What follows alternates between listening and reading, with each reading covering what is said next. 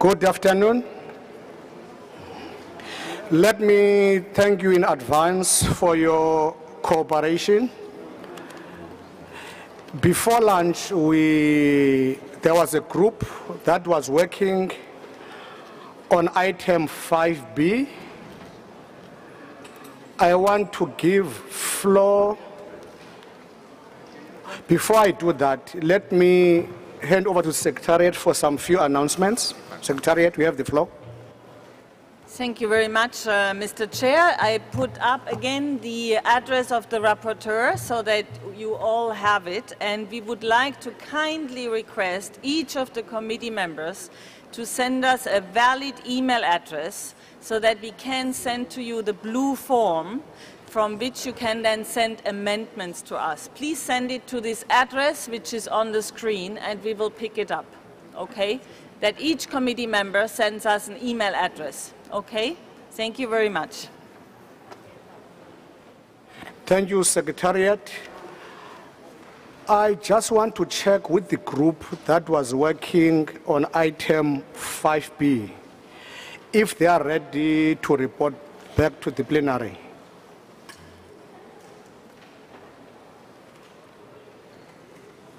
Switzerland, you have the floor. Merci, Monsieur le Président. Excusez-moi de reprendre la parole, mais les quelques personnes de ce petit groupe m'ont chargé de vous dire que nous avons eu effectivement une discussion et que nous pensons que le fruit n'est pas encore tout à fait mûr, Monsieur le Président, et nous aimerions vous prier de remettre la décision finale sur le 5B à un autre moment de nos délibérations. Merci, Monsieur le Président.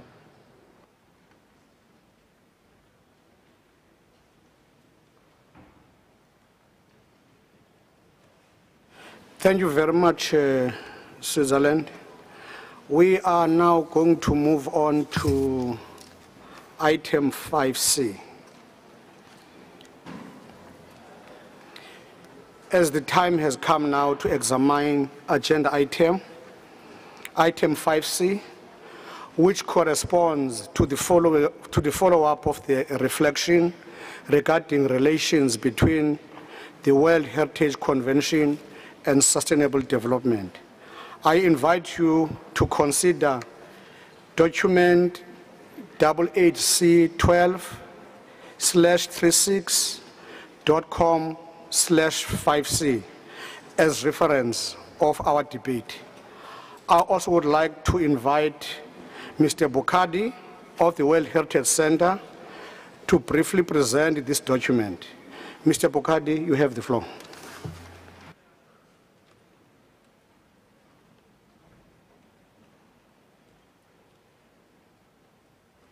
Thank you, Mr. Chairperson. Can I have the next slide, please? Document 5C on the World Heritage Convention and Sustainable Development is composed of 3 parts. There is a summary of the progress made in the implementation of the action plan that was agreed in Paraty in Brazil, where a first meeting on this topic was held in 2010. Then there's some information on other developments which are relevant to the issue of sustainable development. And finally, there is a section on the outcome of the consultative expert meeting on World Heritage and Sustainable Development that had been requested by the committee and which has been organized in Ouro Preto in Brazil, again, with the generous support of the Brazilian authorities. The first 2 parts contain factual information that provided the context for the reflection that is taking place on this anniversary year, whose official theme, as you know, is World Heritage, Sustainable Development and the Role of Communities, and thus also for the Ouro Preto meeting. Next slide, please. Now you see in this picture the beautiful venue where the meeting took place last February, in the heart of the historic center of this World Heritage property. The meeting gathered some 50 participants from all regions of the world. Next slide, please. So the rich outcome of this meeting is reported in the working document and much more extensively in the proceedings of the expert meeting, which are uploaded on the website of the World Heritage Center since 6 weeks ago. Now, for the sake of time, of course, I cannot go into the details, but I would like to highlight here just 3 key points. The first major outcome is a better understanding of the multiple ways in which World Heritage contributes to sustainable development. Secondly, there was a realization at the same time that sustainable development is larger than World Heritage, of course, and that there are some important concerns related to sustainable development which are not necessarily captured in the convention, implicitly, that is. And then the third main outcome was the acknowledgement that, therefore, there is a need for a policy for the integration of sustainable development in the processes of the World Heritage Convention. Such a policy would, on one hand, harness the great potential of World Heritage for sustainable development, which is recognized but often untapped, and on the other hand, ensure that World Heritage strategies and programs are aligned with the key requirements of sustainable development. And this policy could be part of the future policy guidelines document that the committee has decided should complement the operational guidelines. Next slide, please. So, to develop such a policy will require answering some fundamental questions. First of all, how do we define sustainable development in the World Heritage context? What exactly it would mean in terms of social, economic development and environmental protection within the boundaries of an individual World Heritage property? Secondly, how can the Convention, within its current legal and institutional setup, include these new concerns and goals in its processes and decision-making? How to deal with possible conflicts between protecting OUV and achieving basic sustainable development goals? And finally, what would be the implications at each stage of the implementation of the Convention resulting from taking into account sustainable development? Admittedly, the term sustainable development is often considered as elusive, somewhat like OUV for that matter. But there's no doubt that it reflects very real issues that have to do with the survival of our planet and the well-being of people. It is also true that the Convention, which was adopted 40 years ago, does not explicitly refer to sustainable development and what this concept entails now. At the same time, the Convention is a very important instrument of policy making and should remain relevant to the aspiration of communities worldwide, starting from achieving a sustainable development, a concept expressed very forcefully yesterday in many speeches during the opening session and reiterated also this morning. The idea is indeed already in our texts, notably following the recent amendments made last year to the operational guidelines. The Ouro Preto meeting, however, noted that the reference to sustainable development there is too general at present and, I quote from the proceedings of the meeting, does not provide sufficiently practical guidance to those involved in the protection of World Heritage properties. Hence, the call from Ouro Preto to develop such a specific policy. Next slide, please.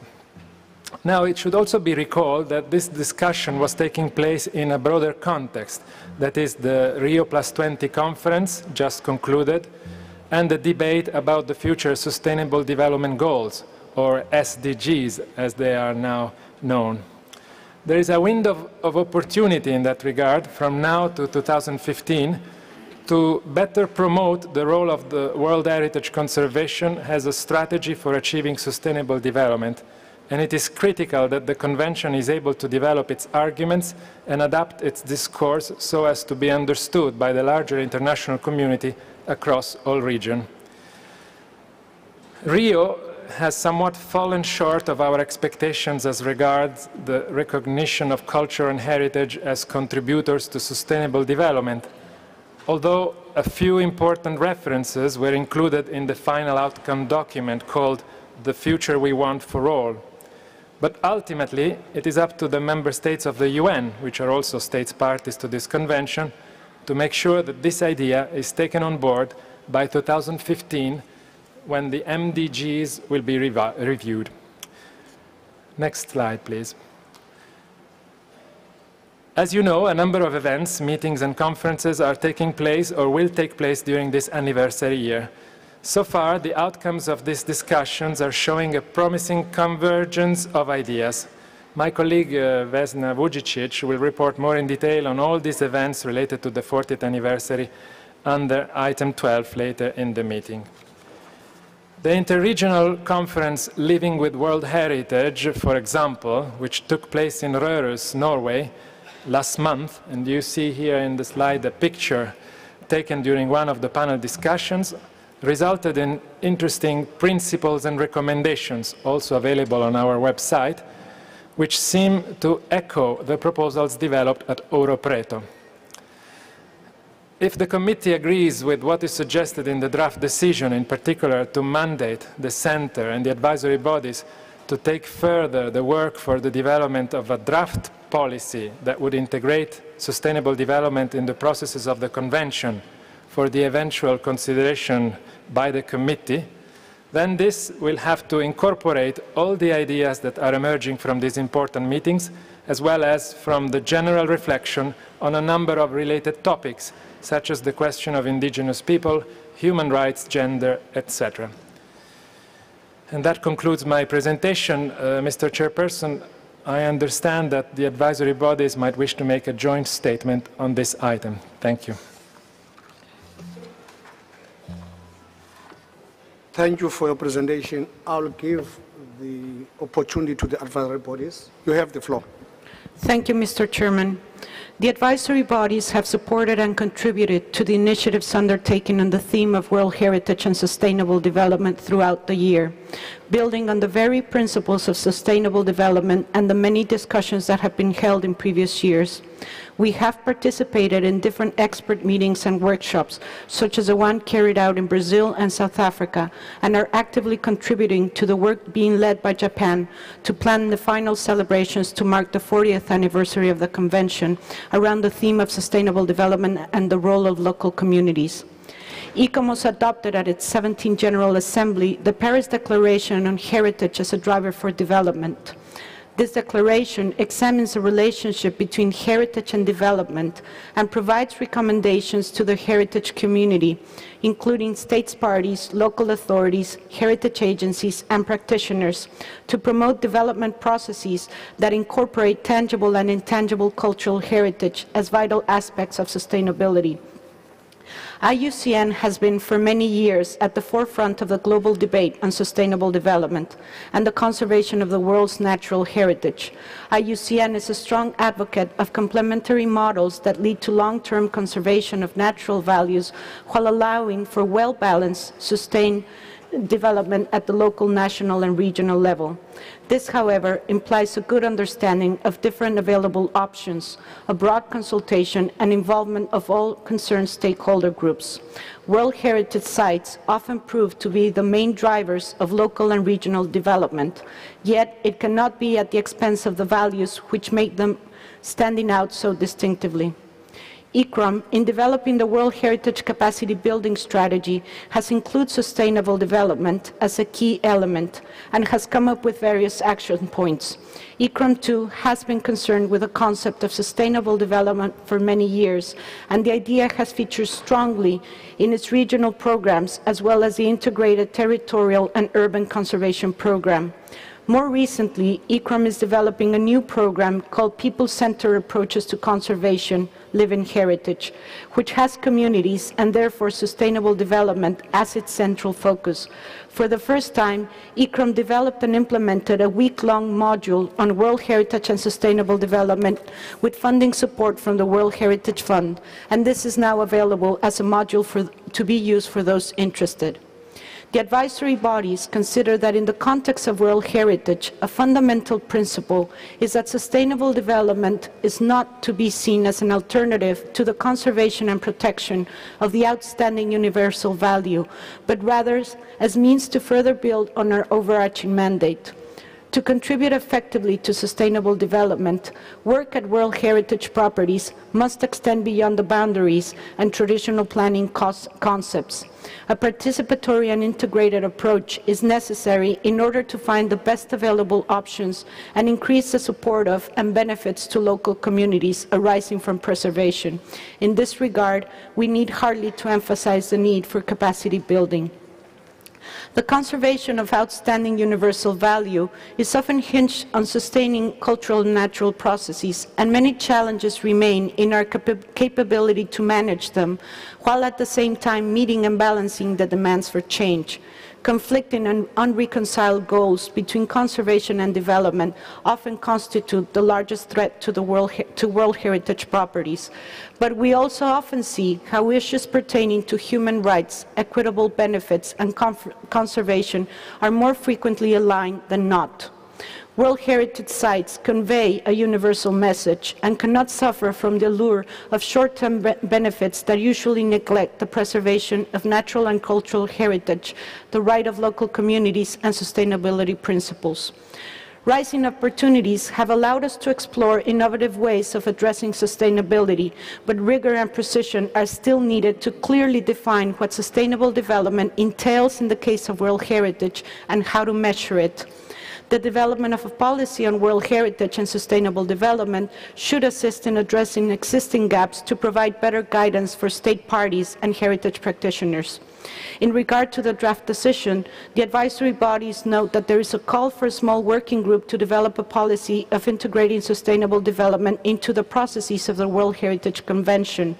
The advisory bodies will be pleased to take part in such a working group, keeping in mind that the basis for its work should be safeguarding the OUV of World Heritage properties. Thank you. Thank you very much for your presentation. I would like to remind you that we are also invited to adopt the draft decision included in document WHC 12/36.com/5C, section 3. Is there any comments or question on this report?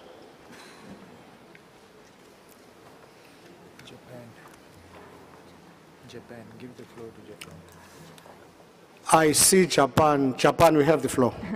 Thank you very much, Mr. Chairperson, for giving us the floor. This is not the comment of the draft resolution.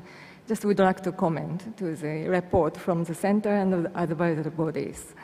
We'd like to thank you, the World Heritage Center and the advisory bodies, for the efforts that have been done, and also thank to the Brazilian government for hosting the WorldPret meeting.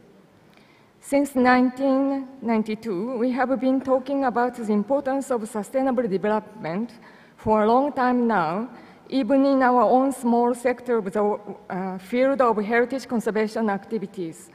Now it is the time to go beyond just theory and just advocating the importance and to go into the actual practice of how to integrate sustainable development into our field of the World Heritage Convention. We have accumulated experiences in the field in Japan, both in culture and nature conservation. We'd like to support and contribute to the current process of policy making. Corresponding to the same theme of the 40th anniversary of the convention, among the pre-expert meetings to be held just before the Kyoto closing ceremony, an expert meeting on this issue will be held in Toyama. In this meeting, the issue of capacity building, as our advisory body pointed out, is important, and the sustainable development will be taken up and will be reported at the Kyoto meeting closing ceremony. Thank you very much. Welcome. Thank you, Japan. Any other members, delegates? I see Germany. Germany, we have the floor. Thank you very much, Mr. Chair. I think there has been a lot of thoughts and thinking going into these reports, and I commend the advisory bodies for the very thoughtful ideas they have, as well as the drafters and the Brazilian government. Our experts have been participating in the Ouro Preto meeting, and we do think we have to develop this issue further because it will need integrated plans for also sustainability in management of sites. Therefore, we look forward to also working in this working group with the other colleagues. I only have one comment which is referring to the paragraph 5, where I think we have to look into the wording. I think we all want the same thing. I don't know, I need your advice whether I should make that comment now or at a later stage.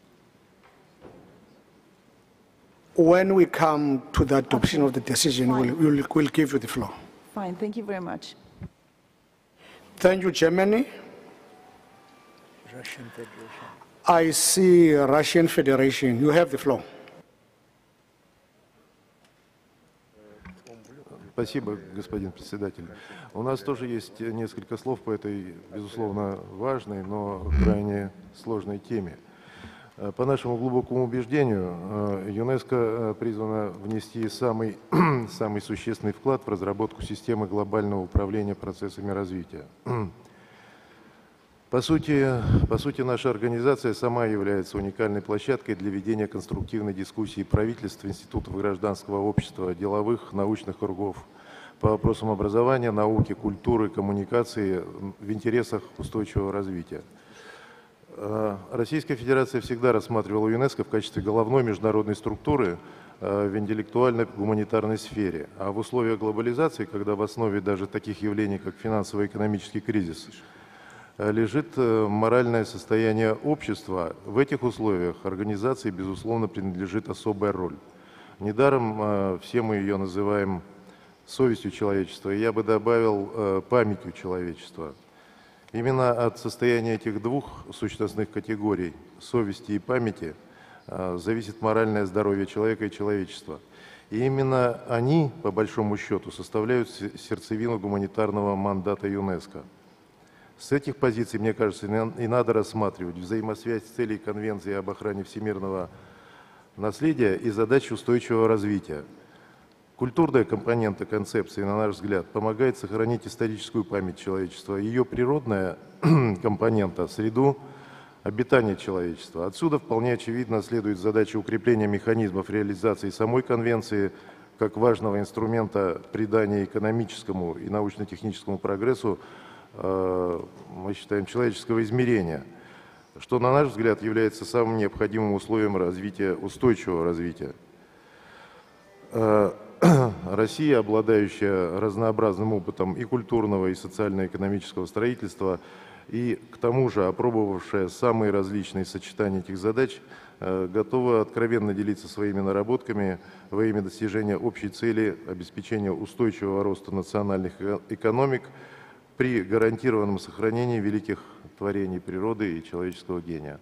Спасибо за внимание.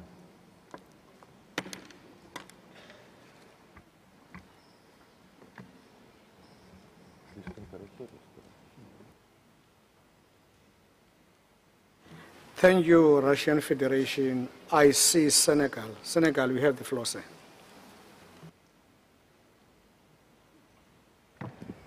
Merci, Monsieur le Président. Nous félicitons les experts qui ont travaillé sur ce document et nous pensons qu'il fait certainement partie des thèmes sur lesquels nous devons beaucoup réfléchir. Nous avons récemment organisé une réflexion sur le patrimoine et l'une des questions auxquelles on est confronté pour le développement durable, c'est la traduisibilité des concepts de patrimoine auprès des populations. Est-ce qu'on peut développer durablement une notion dans une communauté où les concepts eux-mêmes n'ont pas la même signification? Donc je pense qu'il serait très très important dans cette perspective-là de travailler à faire de telle sorte que les concepts de patrimoine mondial, de valeur universelle exceptionnelle, etc., puissent être traduisibles auprès des populations qui vivent à côté de ces patrimoines. Cette dimension nous paraît essentielle parce que les premiers gardiens du patrimoine, ce sont ceux qui vivent à côté ou dans le patrimoine. Merci.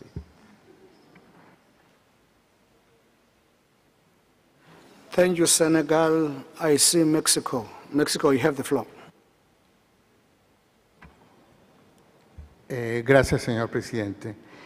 Hemos escuchado con atención las discusiones que ha habido al respecto de este punto y también queríamos felicitar a los órganos consultivos y a la Secretaría de haber dado este informe, también recordando que nosotros hemos participado de alguna manera en la reunión de Europreto. Quisiéramos señalar de manera particular dos aspectos que nos parecen importantes. El proyecto de decisión refleja la mayoría de las recomendaciones de la reunión de Europreto e instituye la creación de un grupo de expertos encargados de elaborar una política sobre la integración del desarrollo sustentable en los procesos de la Convención. No obstante, creemos que no se hace referencia al mecanismo que se establecerá para la composición de dicho grupo, ni tampoco los costos asociados a este. Por otro lado, el aspecto financiero resulta particularmente importante para esta decisión, tomando en cuenta el déficit existente en la UNESCO y en el Fondo de Patrimonio Mundial. En este sentido, habría que ver la referencia al documento 12/36/15 creemos que esos son los aspectos más importantes que nos preocupan y que sería necesario discutir más adelante. Gracias. Thank you, Mexico. I see United Arab Emirates. You have the floor, sir.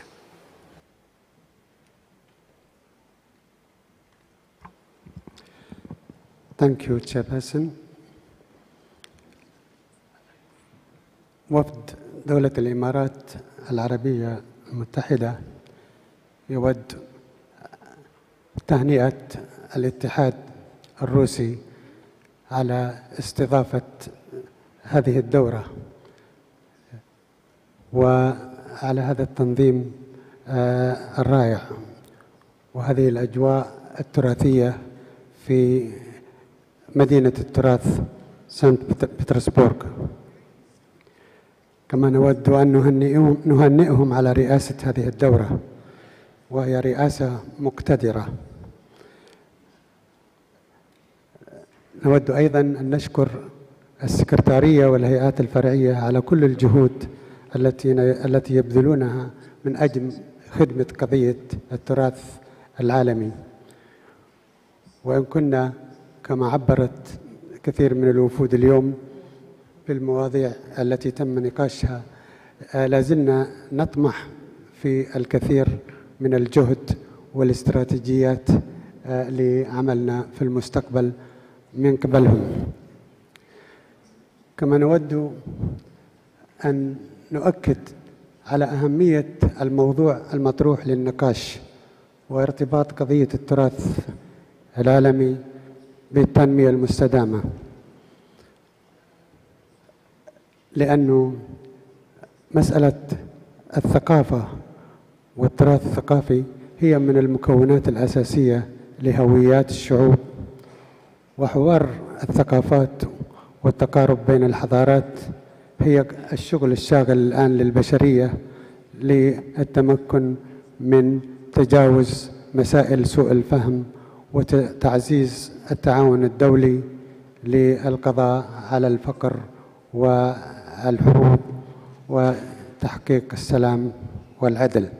لذلك نرى أن هذه المسألة جديرة بالاهتمام والمتابعة المستقبلية من خلال الجهات المختصة في الهيئات الفرعية واليونسكو، ولكن الأهم من ذلك هو موقف الدول الأعضاء لدعم كل البرامج التي تعزز قضية التنمية المستدامة من خلال التراث. لذلك نحن في الإمارات نؤكد دعمنا لكل ما نستطيع في هذا الاتجاه، وقد كان شرفا لنا أن نستضيف ورشة عمل عن التكامل انتجريتي عقدت قبل أشهر، وعبرت هذه الورشة عن كثير من المشاغل التي تهمنا في هذا البند المثار للنقاش، وكانت بادرة أولى فيما ننوي أن نقوم به مستقبلا. شكرا لكم جميعا. سيدي الرئيس، إذا سمحت لي أود أن أشيد بمبادرة أخوتنا في دولة قطر على تسهيل مهمة الترجمة إلى اللغة العربية، ونشكر كل من ساهم في توفير الترجمة إلى لغات أخرى، لأن هذا يسهل التواصل فيما بيننا وإنجاح أعمالنا في هذه الدورة. شكرا.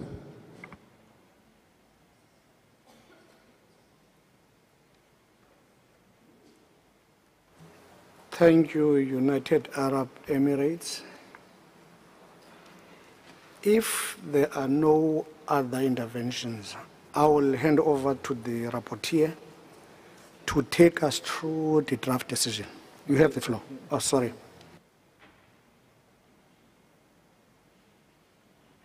I see the observer. I see Brazil. Brazil, you have the floor. Thank you, Mr. Chairman, and at the outset, allow me, Mr. Chairman, through you to thank the Russian authorities for their hospitality and for having this meeting and having us here. Mr. Chairman, concerning this topic, Brazil was a great pleasure to host the Euro Preto meeting, and in a broader sense, the Rio Plus 20 meeting that has just concluded last Friday. It was for us the main message from the Euro Preto meeting is that conservation policies cannot be dissociated from sustainable development policies, meaning that a conservation policy needs to address economic growth, social inclusion, and environmental protection. This is the key message that we took from the Euro Preto meeting, and that we will have it developed in the policy guideline document. Brazil is eager to continue supporting this debate on this matter, and will be engaged in this expert working group. Mr. Chairman, during this committee session, Brazil will be distributing a brochure with the outcomes of the Euro Preto meeting, and that we would kindly ask the Secretary to circulate if possible. And we look forward to continue this further discussion on this subject that's very key to Brazil. Thank you very much. Thank you, Brazil. I see Barbados. You have the floor.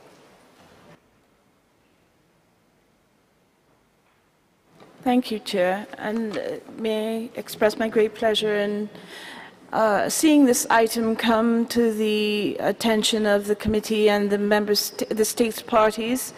As I reiterated in my comments yesterday, I think that this is a key component in terms of the future of the convention and the thinking around both the SDGs and, let me say, in terms of the general work of the convention and the various stakeholders, it's a critical component.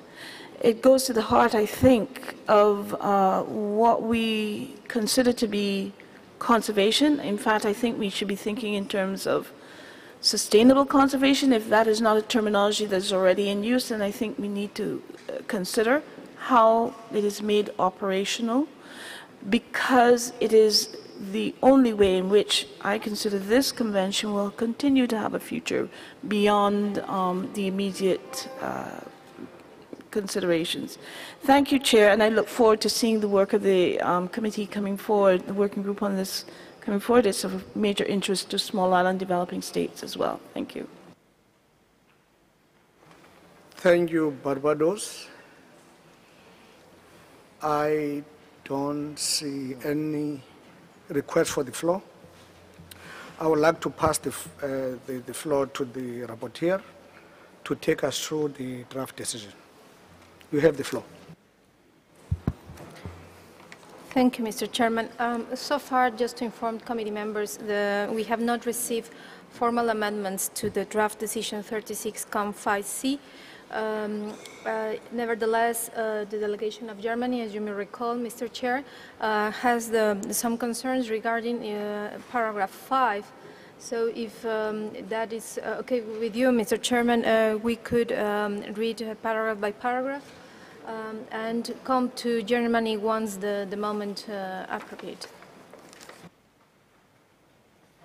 Yes. Let us go through the draft decision para by para, and then on paragraph 5, Germany will have an opportunity to make an intervention.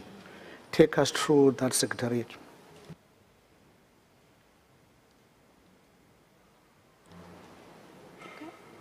Okay, Mr. Chairman. So, draft decision 36, 5C, the World Heritage Committee, paragraph 1, having examined document WHC 12/36/5C.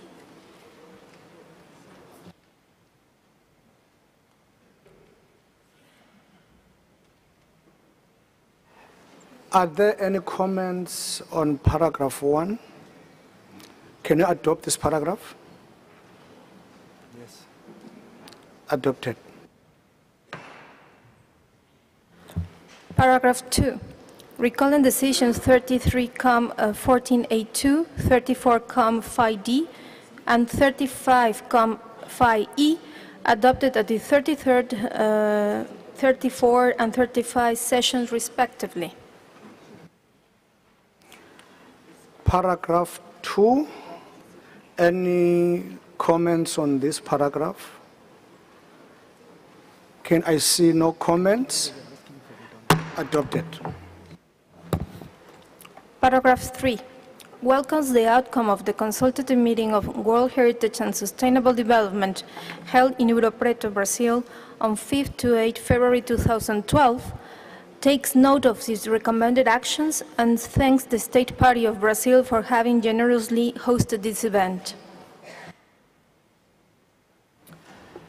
Paragraph 3 of this draft decision, I see no request for the floor. Paragraph 3 adopted. Paragraph 4.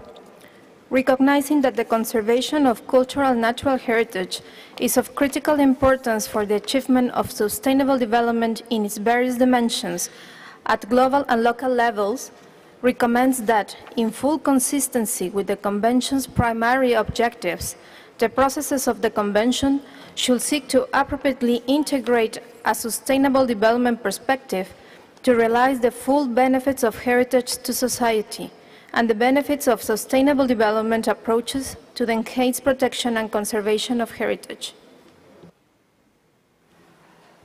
That's paragraph 4. I see no request for the floor. Paragraph 4 adopted. Paragraph 5. Request the World Heritage Center, with the support of the advisory bodies, to convene a small expert working group to develop, within a year, a policy on the integration of sustainable development into the processes of the World Heritage Convention for possible inclusion in the future policy guidance document. This policy should take into consideration the outcomes of the Ouro Preto meeting, of other meetings that are taking place in the anniversary year across the world and of the Rio +20 conference, as well as integrate the relevant reflection from previous and ongoing discussions on related topics in connection with the UNESCO initiative to promote the role of culture in development. That's paragraph 5. I would like to take this opportunity, give the floor to the representative of Germany. You have the floor, Germany. Thank you very much, Mr. Chairman. It's an easy thing, I think. It's no substantial change, but the working group cannot develop a policy. They shall develop a proposal for a policy. And in the second sentence, we can leave it as it is because that will refer to the future policy guidance document. So there, it's no mistake to have this policy should take into consideration. But this must correctly be a proposal for a policy, because it's a working group. Thank you. Thank you, Germany, for that. Any objections to the minor proposal by Germany?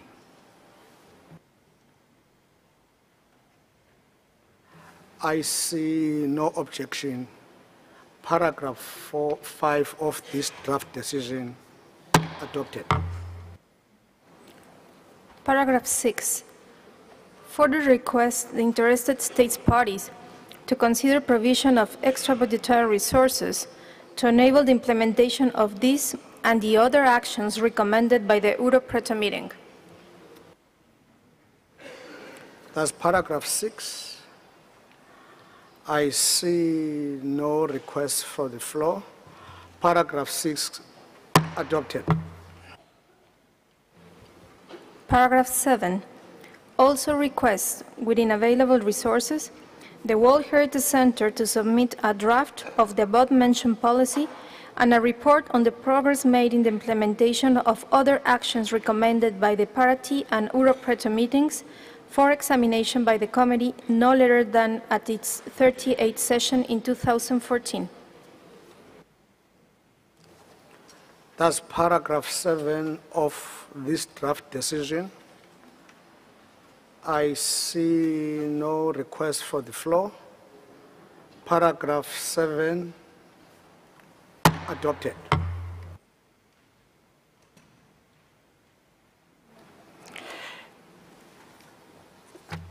Thank you, dear colleagues. Shall I take it that the committee adopts draft decision 36, Com 5C as amended? It's so decided. Thank you. Agenda item 5C is closed.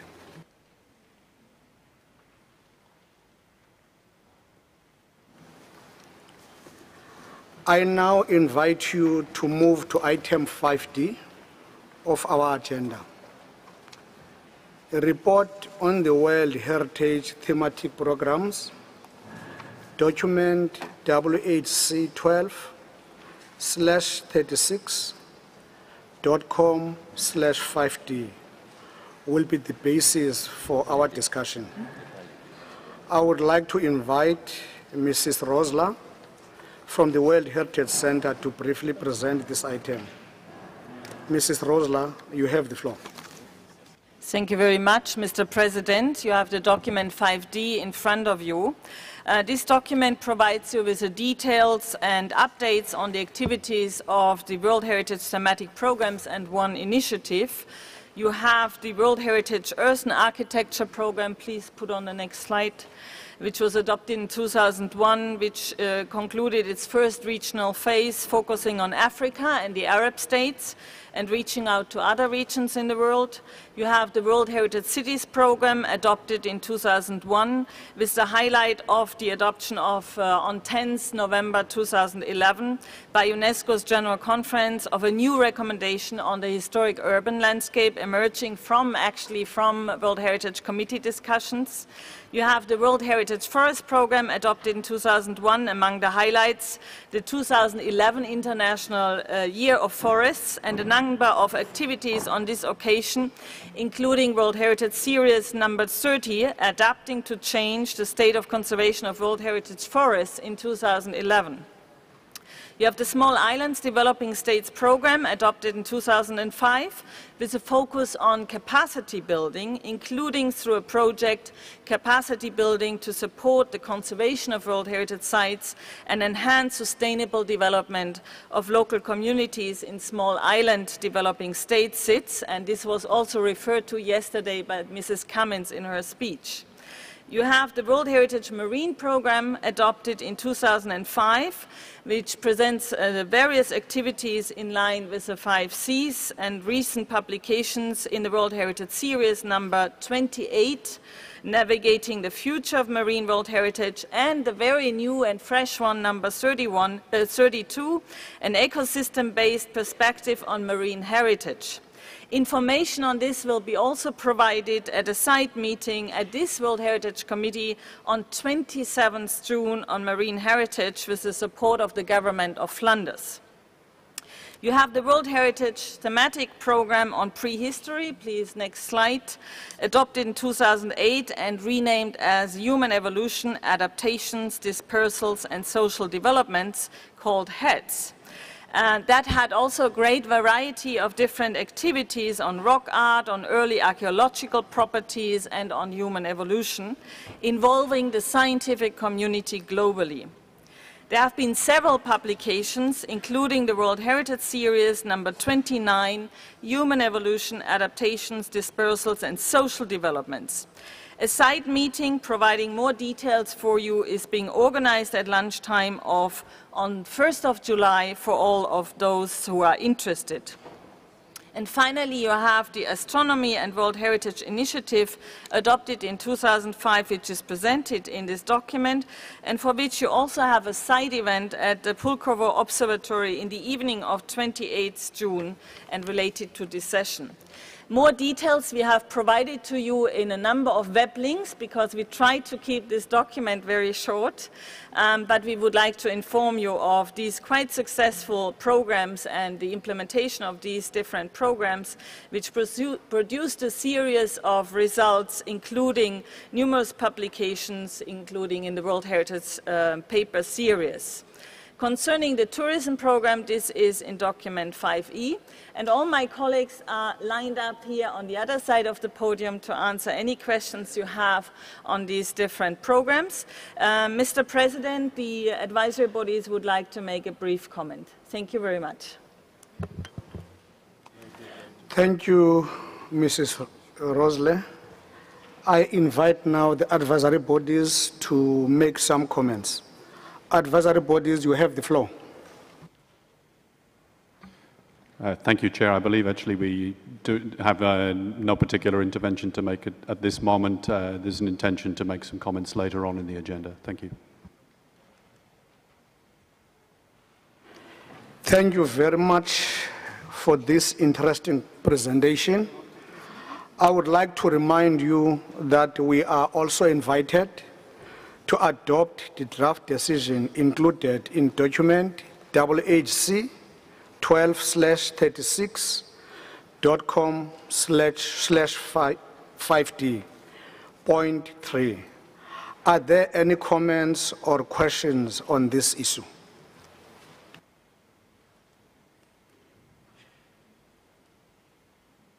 I open the floor for representatives if there are any comments.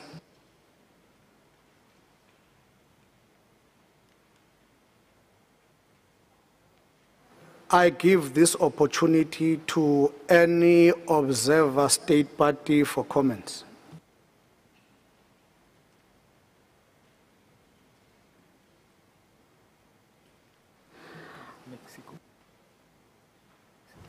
I see Mexico. Mexico, you have the floor.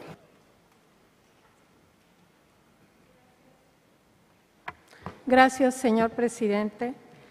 La delegación de México quiere tomar esta oportunidad para agradecer a la Secretaría por el informe presentado y en particular reconocer al Centro de Patrimonio Mundial por la organización del taller de capacitación que se llevó a cabo en nuestra reserva del Vizcaíno y el Golfo de California en 2011, como parte del programa marino. Esta capacitación tuvo como objetivo establecer los inicios de un sistema de gestión para mejorar la conservación y el valor universal excepcional de estos bienes. Por otro lado, México quisiera solicitar a la Secretaría que se uniforme la presentación y el contenido del informe de cada programa temático a fin de dar coherencia a este reporte. También solicitamos que en cada programa se indiquen claramente las actividades a realizar en un futuro, ya que esta información no se presenta de manera sistemática. Muchas gracias, señor presidente. Thank you very much, Mexico. Any requests for the floor? If there are no requests, I will hand over to the rapporteur to take us through this draft decision. You have the floor. No, Russian. Okay. I see Russian Federation. You have the floor, sir. Большое спасибо, господин председатель, за предоставленное слово. Я буду очень коротко выступать. Хотели бы поблагодарить госпожу Рослер за упоминание нашего сайт-ивент, мероприятия на полях сессии, которое состоится 28 июня в Пулковской обсерватории. Позволю буквально коротко сказать о том, что презентация будет состоять из информации о достижениях в области тематической инициативы «Астрономия и всемирное наследие», и пройдет она с участием представителей ЮНЕСКО, ведущих исследователей в данной области из России, Франции и других заинтересованных стран. У меня есть список тех, кто уже зарегистрировался. Интерес большой, будет представлено свыше 20 стран. Мы бы хотели напомнить, что вся информация об этом сайт-ивенте находится, и регистрационная форма находится в ящиках для всех стран, на информационной стойке в купольном зале Таврического дворца на входе.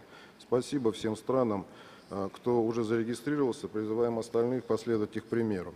И я хотел уточнить следующее. У нас есть предложение по 7 пункту данного проекта решения. Когда нам можно было бы его озвучить? Сейчас или мы будем обсуждать?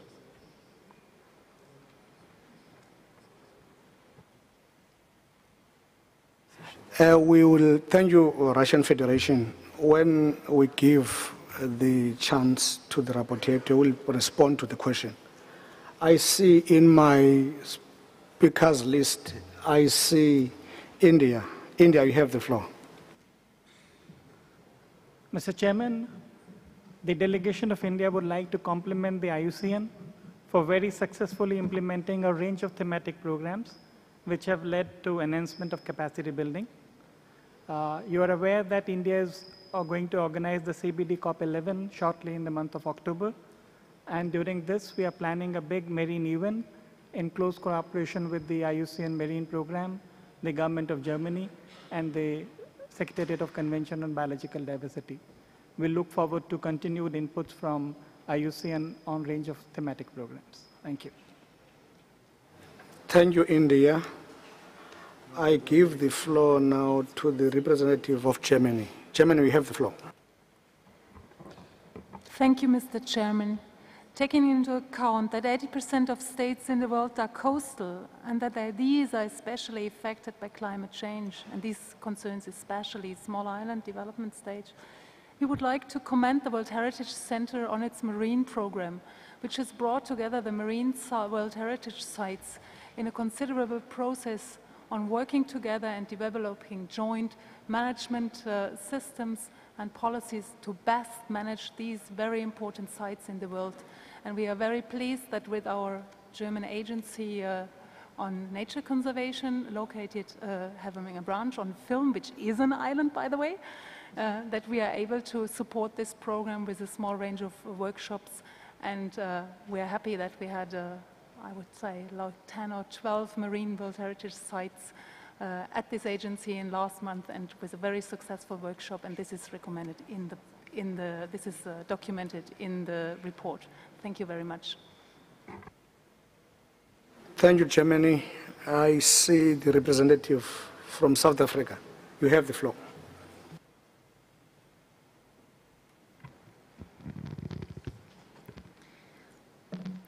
Thank you, Mr. Chairperson. South Africa notes with appreciation the support of the international donors and state parties in the development of the thematic programs. We also welcome the involvement of communities in the development of most of these thematic programs, in particular the World Heritage Marine Program. We also note with appreciation the achievements obtained in concluding the first phase of the Regional World Heritage Earthen Architecture Program. South Africa encourages small islands developing states as well as other developing countries to increase the sustainable development programs in order to capacitate their local communities and authorities through the wise use of cultural and natural resources. Thank you, Chairperson. Thank you, South Africa. I see no further requests. If there are no more comments, I would like to hand over to the rapporteur to take us through this draft decision. Rapporteur, we have the floor. Thank you, Mr. Chairman. Just to inform the committee, so far we have not received formally proposed amendments for any one of the paragraphs of the decision. Nevertheless, we took note of the intervention of the distinguished delegate of Russia. So we may ask him to present to us, please, to the Secretariat, the proposal on paragraph 7. Is there a translation? Does it work? Does it work? No? I think there is a problem with translation to Russian. Now, is this working? As I was saying, Mr. Chairman, we have not received so far formal proposals for amendments to this draft decision, so we may ask to the distinguished delegate of Russia if your proposed amendments for paragraph 7 could be proposed, and we will try to incorporate them in the paragraph. So if you allow me, Mr. Chairman, I will go paragraph by paragraph. Is that okay? Okay. Draft Decision 36, COM5D. The World Heritage Committee. Number 1, having examined document WHC 12/36COM/5D. Any comments on paragraph 1? I see no comments. Paragraph 1 adopted. Paragraph 2. Recalling decisions 32COM10, 32COM10A, and 34COM5F1 adopted at its 32nd Quebec City 2008 and 34 Brasilia 2010 sessions, respectively. Thus, paragraph 2, I see no requests. Paragraph 2 adopted. Welcomes the progress report made on the implementation of the World Heritage thematic programs. Thus, paragraph 3, I see no requests for the floor. Paragraph 3 adopted.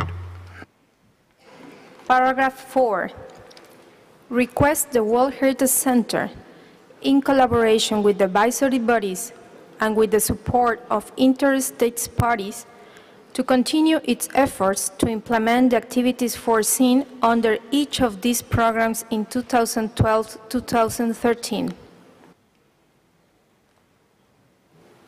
Thus, paragraph 4, I see no requests for the floor. Paragraph 4 adopted.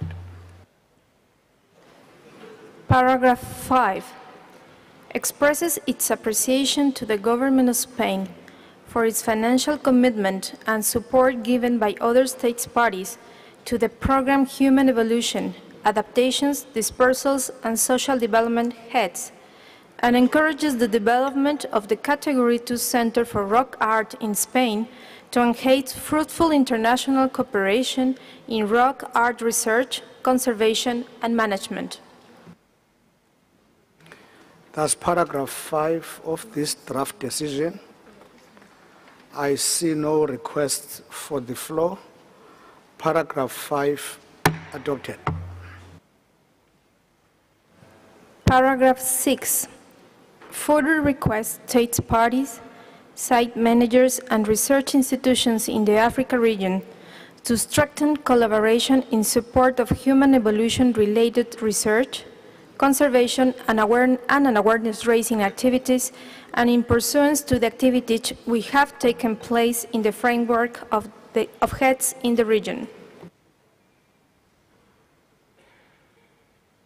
Thus, paragraph 6 of this draft decision, I see no requests for the floor. Paragraph 6 adopted.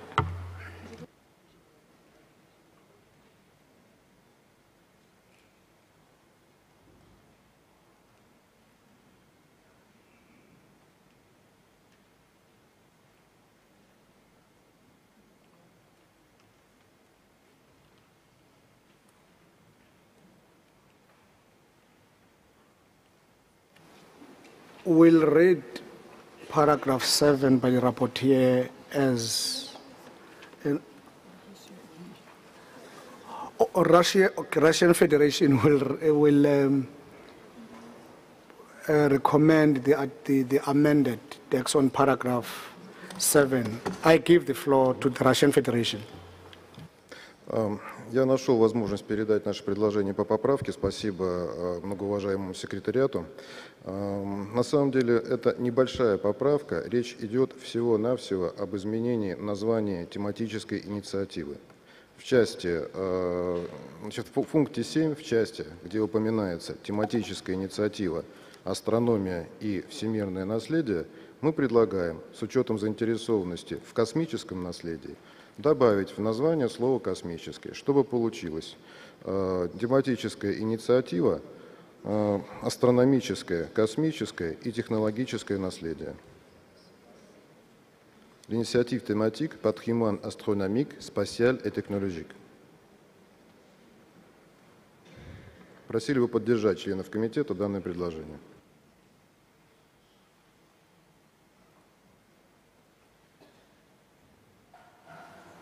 Russian Federation is adding space after astronomy. That's my understanding. Any objections from the delegates on that request?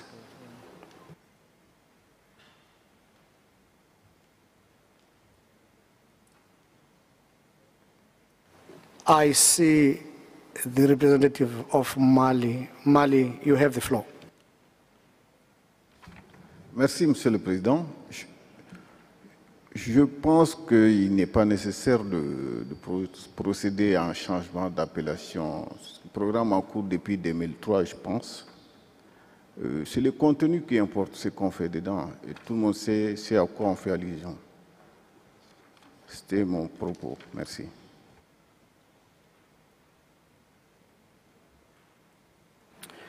Thank you, Mali. I see the representative of Switzerland. Sir, you have the floor. Merci beaucoup, Monsieur le Président. Simplement pour appuyer fortement ce que vient de dire le délégué du Mali. Merci.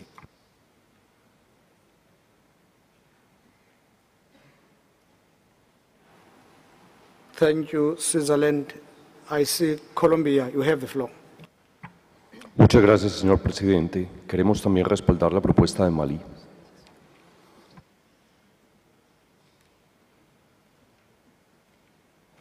Thank you, Colombia. I go back to the Russian Federation. You have the floor.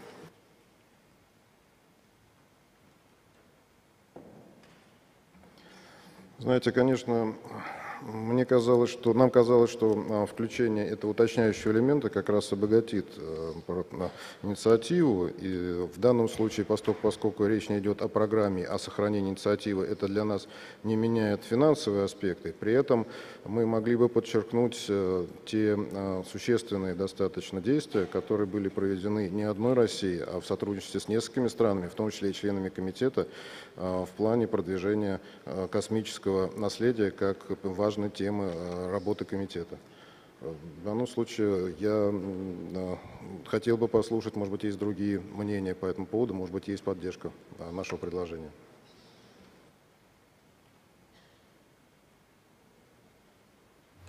Thank you, Russia. Advisory body, ECOMOS wishes to speak. I see ECOMOS. You have the floor. Merci, Monsieur le Président. Il s'agit d'apporter une précision sur l'étude thématique qui a été réalisée par l'ICOMOS et l'Union astronomique internationale dans le cadre de ce programme. Cette étude thématique se veut quelque chose d'extrêmement large puisqu'elle part de l'archéoastronomie pour venir à quelque chose que l'on peut considérer comme de l'astronomie appliquée avec des implications d'ordre technologique et qui concerne effectivement la conquête de l'espace d'une manière générale. Donc, dans le cadre de cette étude thématique, Il s'agit d'un élément au sein d'un ensemble beaucoup plus vaste. Merci, Monsieur le Président.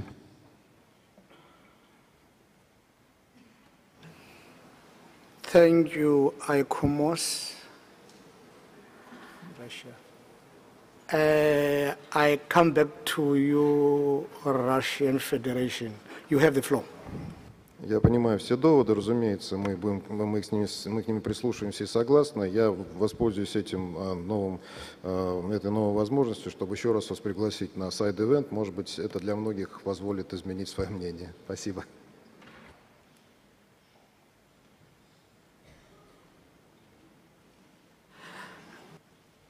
I hear the Russian Federation is begging for changing of minds, but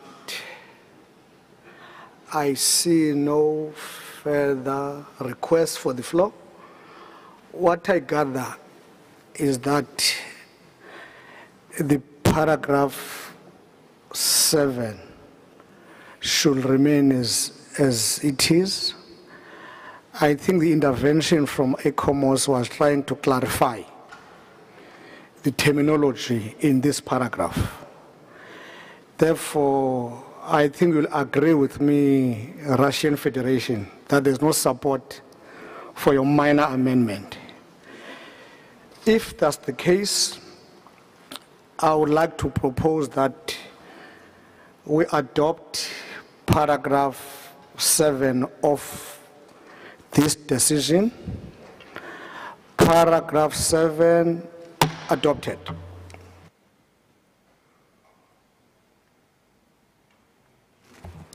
Paragraph 8, Mr. Chairman.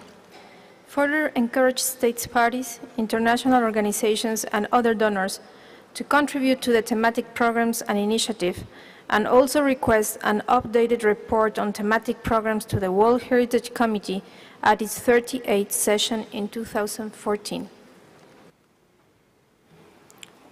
That's paragraph 8 of the draft decision.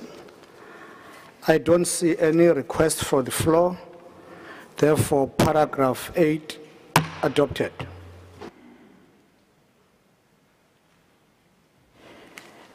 If there are no more comments, I declare draft decision 36, Com 5D adopted and item 5 closed. Therefore, decision 36, Com 5D adopted. Thank you very much. Item 5D closed.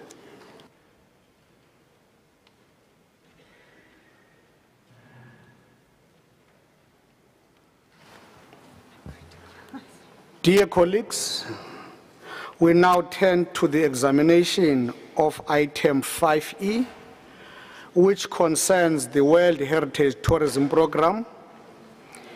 The relevant working document is document WHC 12/36.com/5E, beg your pardon. I would like to give the floor to Mr. De Bruyn from the World Heritage Center, who will present to you briefly this document. Mr. De Bruyn, you have the floor. Thank you, Mr. Chairman.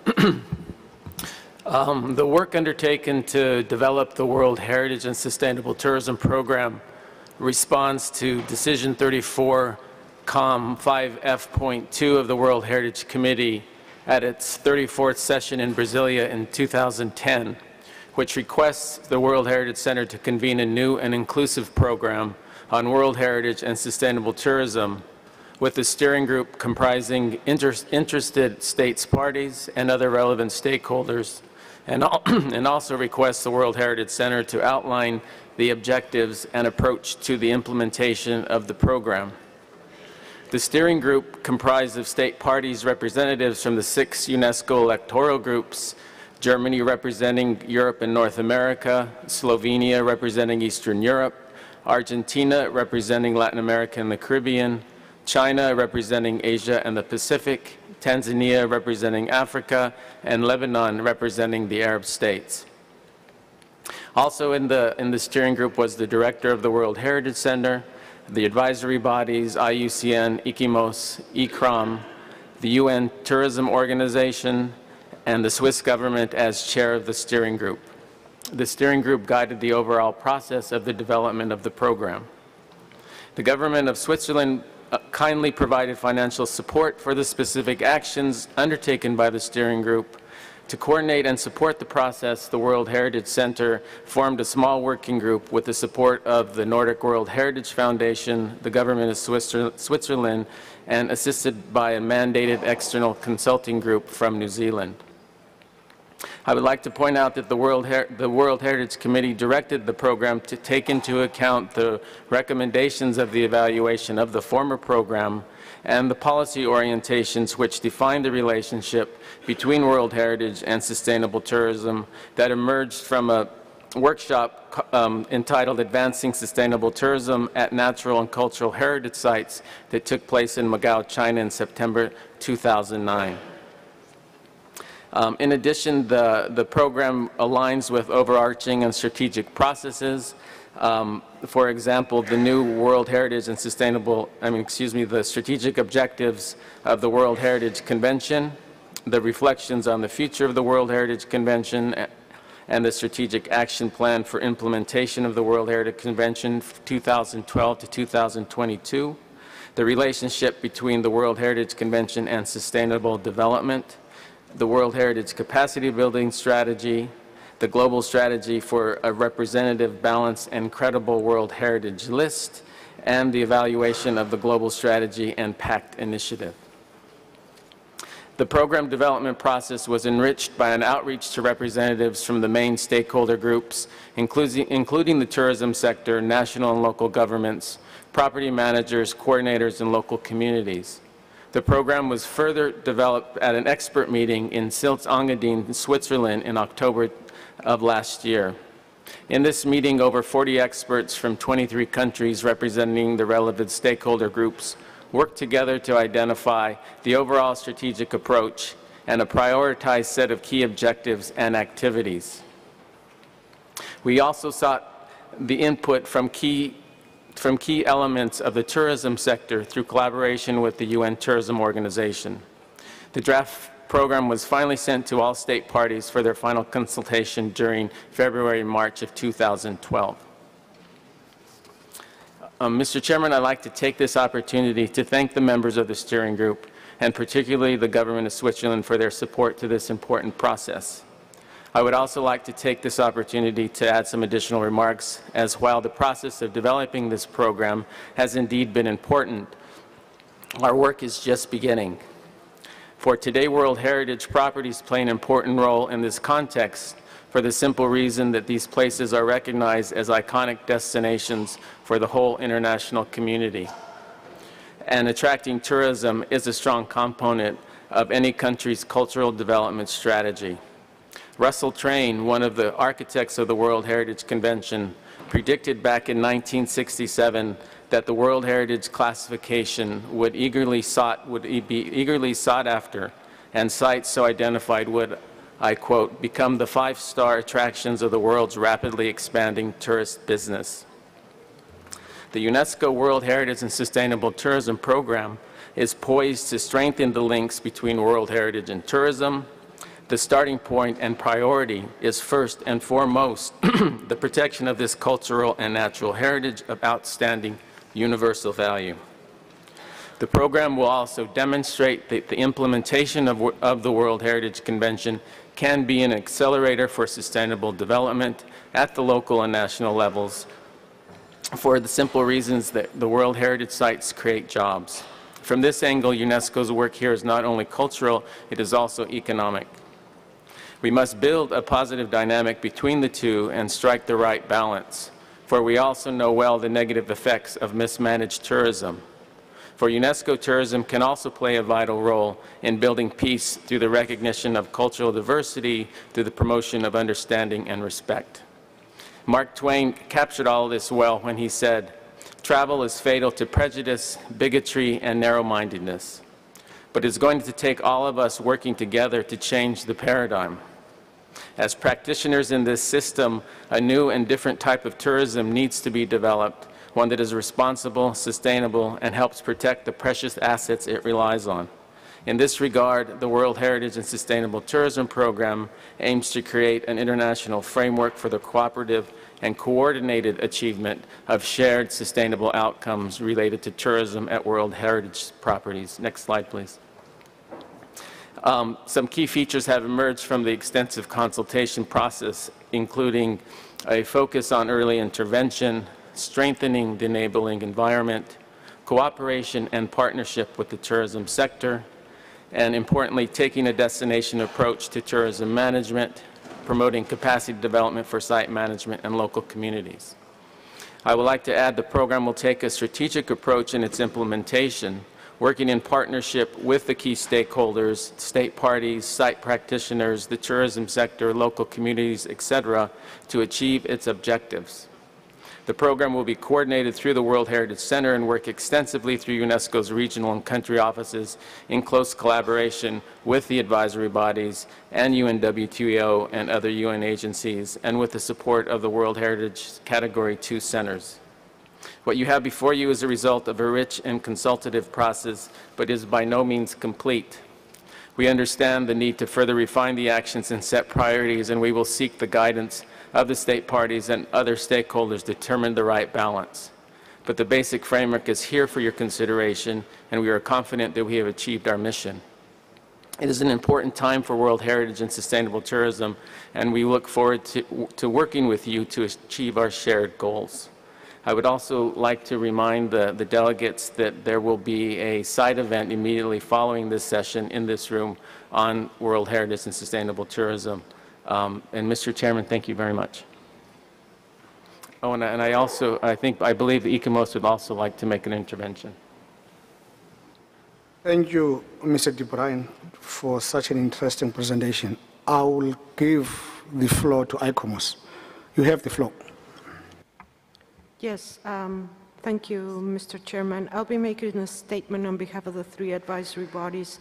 We have actively participated on the definition and subsequent development of policy orientations for the World Heritage Tourism Program. Adequately planning for and implementing sustainable tourism practices plays a critical role in sustaining the outstanding universal value of properties. Aligning strategies and processes is essential so as to ensure their conservation while effectively harnessing opportunities to contribute to development goals and benefit communities. The continuation of this program will further advance the development of a strategic framework for conservation and tourism that will serve to inform decision-making and formulation of policies at national and local levels. The advisory bodies look forward to continuing their involvement and support in this thematic program. ICOMOS, just for the final note, ICOMOS International Committee on Cultural Tourism has incorporated a destination approach as the overarching theme for its triennial research program from 2011-2014. Thank you, Mr. Chair. Thank you, ICOMOS. I would like to remind you that we need to adopt the draft decision included in document WHC 12/36.com/5E.2. Are there any comments on this document? Estonia. I see Estonia. Estonia, you have the floor. Thank you, Mr. Chair. I don't have a comment to the draft decision, but I just would like to appreciate the Estonians, to express the Estonians' appreciation for the development of the World Heritage and Sustainable Tourism Program. We consider especially important the integration of sustainable tourism indicators to the periodic reporting, state of conservation reporting, and reactive monitoring mechanism. Quite often we see that the World Heritage is just the business of state and municipal agencies, but here we discern the policy of real inclusion, the engagement of the different stakeholders, and it is important that these different stakeholders are engaged not only in tourism matters, but already in the phase of planning. And also, there has been an urgent need for the creation of incentives incentive mechanisms to encourage the stakeholders to act responsibly in terms of site conservation? Thank you. Thank you, Estonia. I give the floor to the representative of Germany. You have the floor. Thank you very much, Mr. Chairman. Germany has been part of the steering group which accompanied the process of development of this program, which is in front of us today for adoption. I take the opportunity to express our appreciation of the way this program was developed, the consultative and participatory process involving both member states, experts, and the tourism industry as a main stakeholder to achieve implementation of sustainable tourism worldwide has enabled the drafting of a comprehensive program. The program addresses the needs resulting from the World Heritage Convention, as well as the needs of states parties and especially local communities. Our experiences in Germany show to us that joint efforts for attracting funding is a big task, but in sustainable tourism it has been possible. And I'm glad to announce that during its assembly last week in the World Heritage City of Stralsund, the German Commission for UNESCO has reaffirmed in a declaration the need to sustainably develop tourism in World Heritage sites in order to ensure their long-term protection. Germany supports the draft decision and announces its willingness to serve on the steering group as it already did. Thank you. Thank you, Germany. I give the floor to the representative of Japan. Japan, you have the floor. Thank you, Chair. In context of sustainable tourism, we appreciate the tourism program and the action plan, which takes into account a wide range of stakeholders, including state parties, local government and communities, researchers, funding bodies, and other concerned. This program surely expands the knowledge and awareness of local communities, tourism sectors, and tourism with respect to the value of World Heritage. We would welcome the launch of this program at the closing event of 40th anniversary to be held in Kyoto, Japan in this November. Thank you. Thank you, Japan. I give the floor to the representative of the UAE. You have the floor.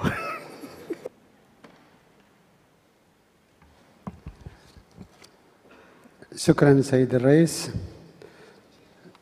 وفد دولة الإمارات يود التعبير عن تقديره لمركز التراث العالمي على تبني لإعداد هذا البرنامج وكل من شارك أيضا في الإعداد. ونعتقد أنه جاء في وقته لحشد مزيد من الشراكات ولردم الهوة التي كنا نحس بها في الماضي بين مصطلح السياحة والتراث. هناك كثير من الدول كانت تعاني من حساسية اللوائح المنظمة لحماية وصون التراث الثقافي والاستخدامات السياحية لهذه المواقع. وهذه المخاوف نعتقد أن هذا البرنامج وحجم الشراكة بين اليونسكو عبر هيئاتها المتخصصة والشركاء المجتمعيين في الدول الأعضاء سيشكل منعطف جديد لإنجاح هذه الشراكات والاستفادة من السياحة كعامل من عوامل التشجيع للصون أولاً وللاستفادة من التعرف على التنوع الثقافي وإثراء حوار الحضارات. نحن نؤيد هذا البرنامج وننتظر أن نراه فعلياً وقد بدأ ممارسته. شكراً. Thank you, United Arab Emirates. I give the floor to India. India, you have the floor. Thank you, Mr. Chairman, for giving us the floor. I completely endorse the views expressed earlier by Estonia, United Arab Emirates, and I can go ahead to say that it is one of the most excellent reports that was presented, and I commend the World Heritage Center. And I can go on to say that I think this is going to be a revolutionary decision.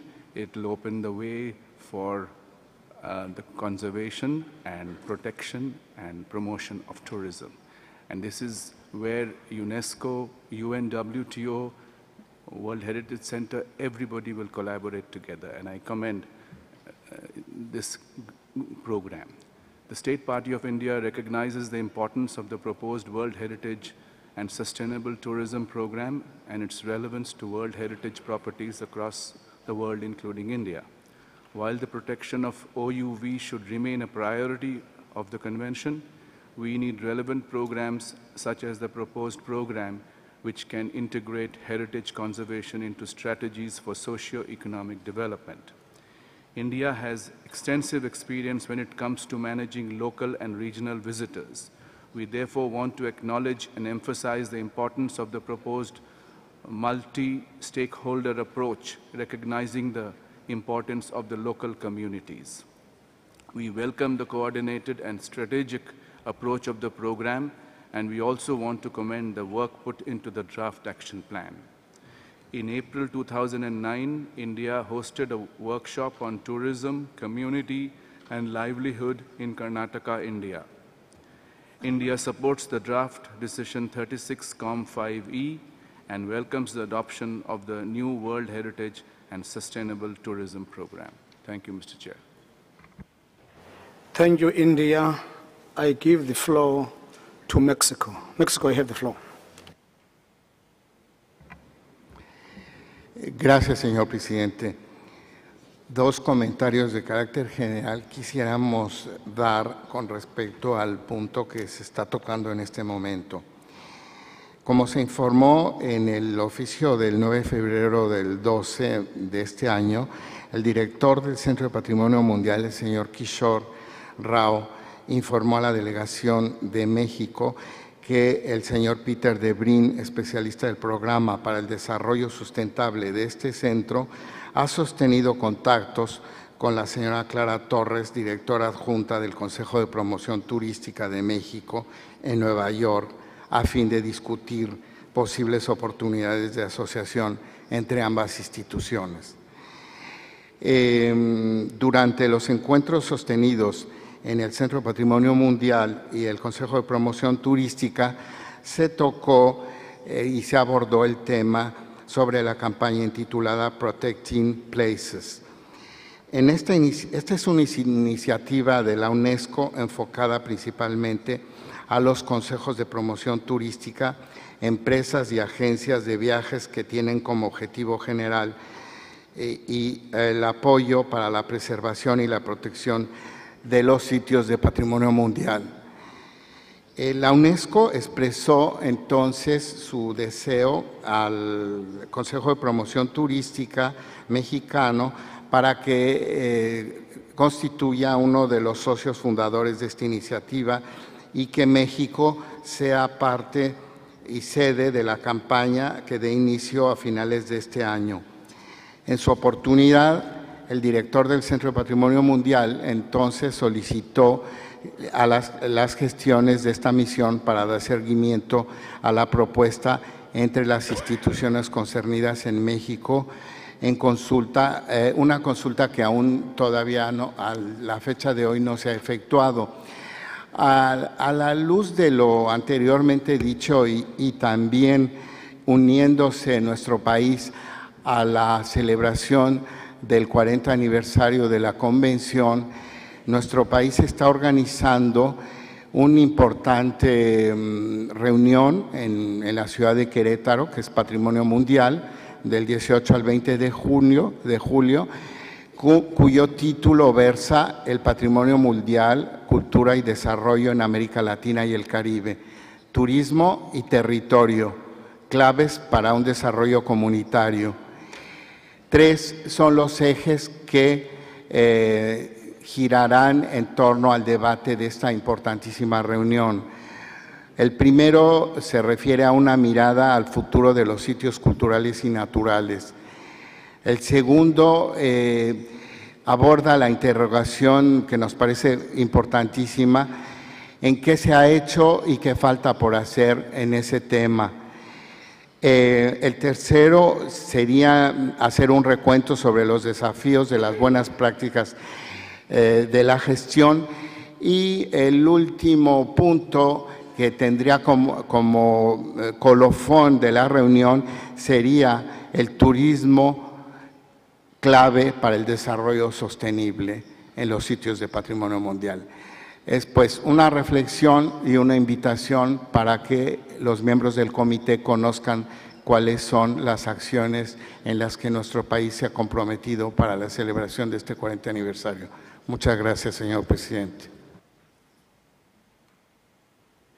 Thank you, Mexico. I give the floor to the representative of Switzerland. Switzerland, you have the floor.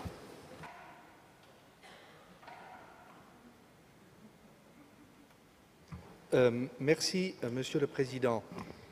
Après le rapport extrêmement fouillé de Monsieur De Bruyn et la discussion qui a eu lieu, j'aimerais juste peut-être dire 2 points. On est au début de la route. La route est longue, le travail est en cours. Il ne faudrait pas comprendre, à notre avis en tout cas, que le travail est terminé.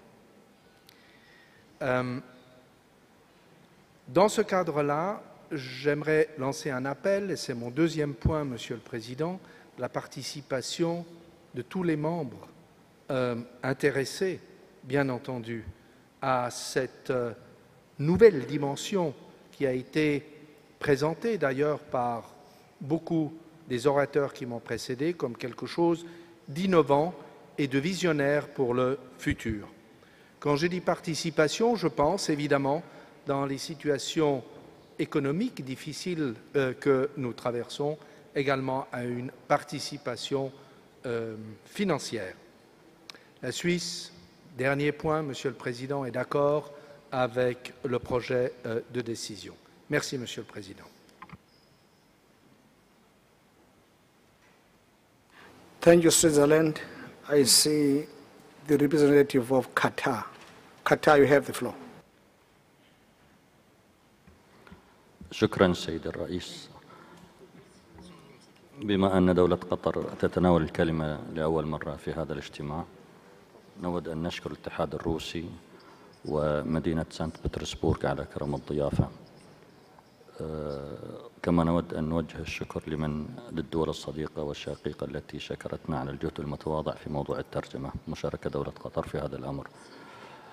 فيما يتعلق بالمشروع المطروح فيما يتعلق بالسياحة وربطها بالثقافة، نعتقد كما ذكر جميع المتدخلين بأن هذا الأمر جيد، المشروع جيد ومهم جدا في ربط السياحة بالثقافة، ودولة قطر تتفق مع ما ورد في هذا التقرير وهذا المشروع.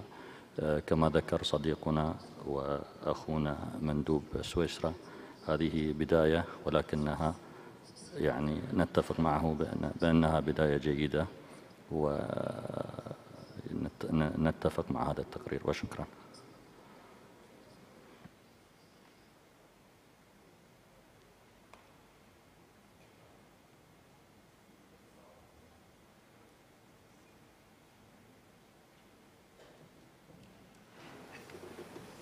If there are no any other requests from the floor, from the state parties, and I also do not see any request from the observer states. I see a hand there, Barbados.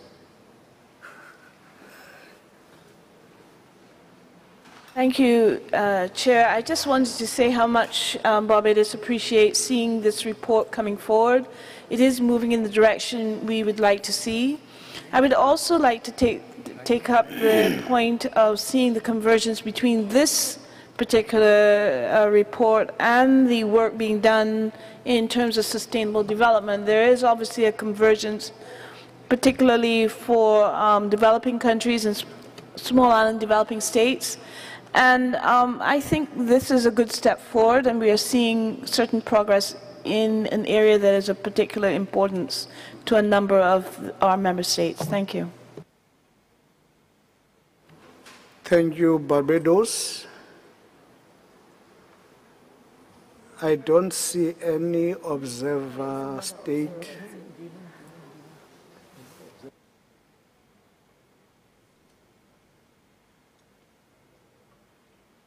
I see no other state. I see a hand there. It's an NGO. I will give the floor to the NGO over there. You have the floor, sir. Спасибо, господин председатель. Я представляю коренные народы России.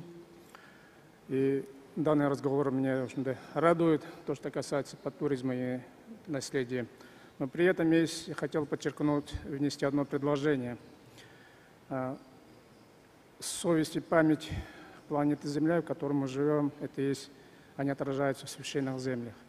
И вот, понимая эту сущность, особенность священных территорий, и одновременно, так сказать, желая, как сказал наш уважаемый докладчик, глотнуть свежего воздуха, мы, коренные народы, тоже как бы включились в этот вид деятельности, как туризм, и начали открывать свои территории для ведения туристической деятельности в них.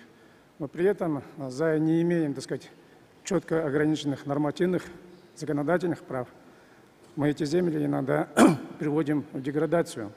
И вот мне хотелось бы предложить уважаемому, так сказать, конвенции сегодня всем государствам, которые участвуют в этой конвенции, принять взаимные, так сказать, обязательства по принятию такого закона по управлению священными территориями в рамках туризма во благо таких земель, и чтобы местные коренные народы, которые проживают в данных территориях, получали благо от этой деятельности.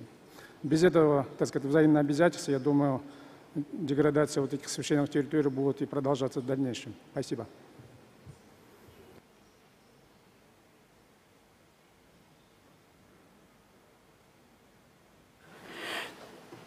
Thank you very much. If there are no more comments, and also noting that there were no amendments, shall I take it that the committee adopts the draft decision 36-5E? Decision 36-5E adopted.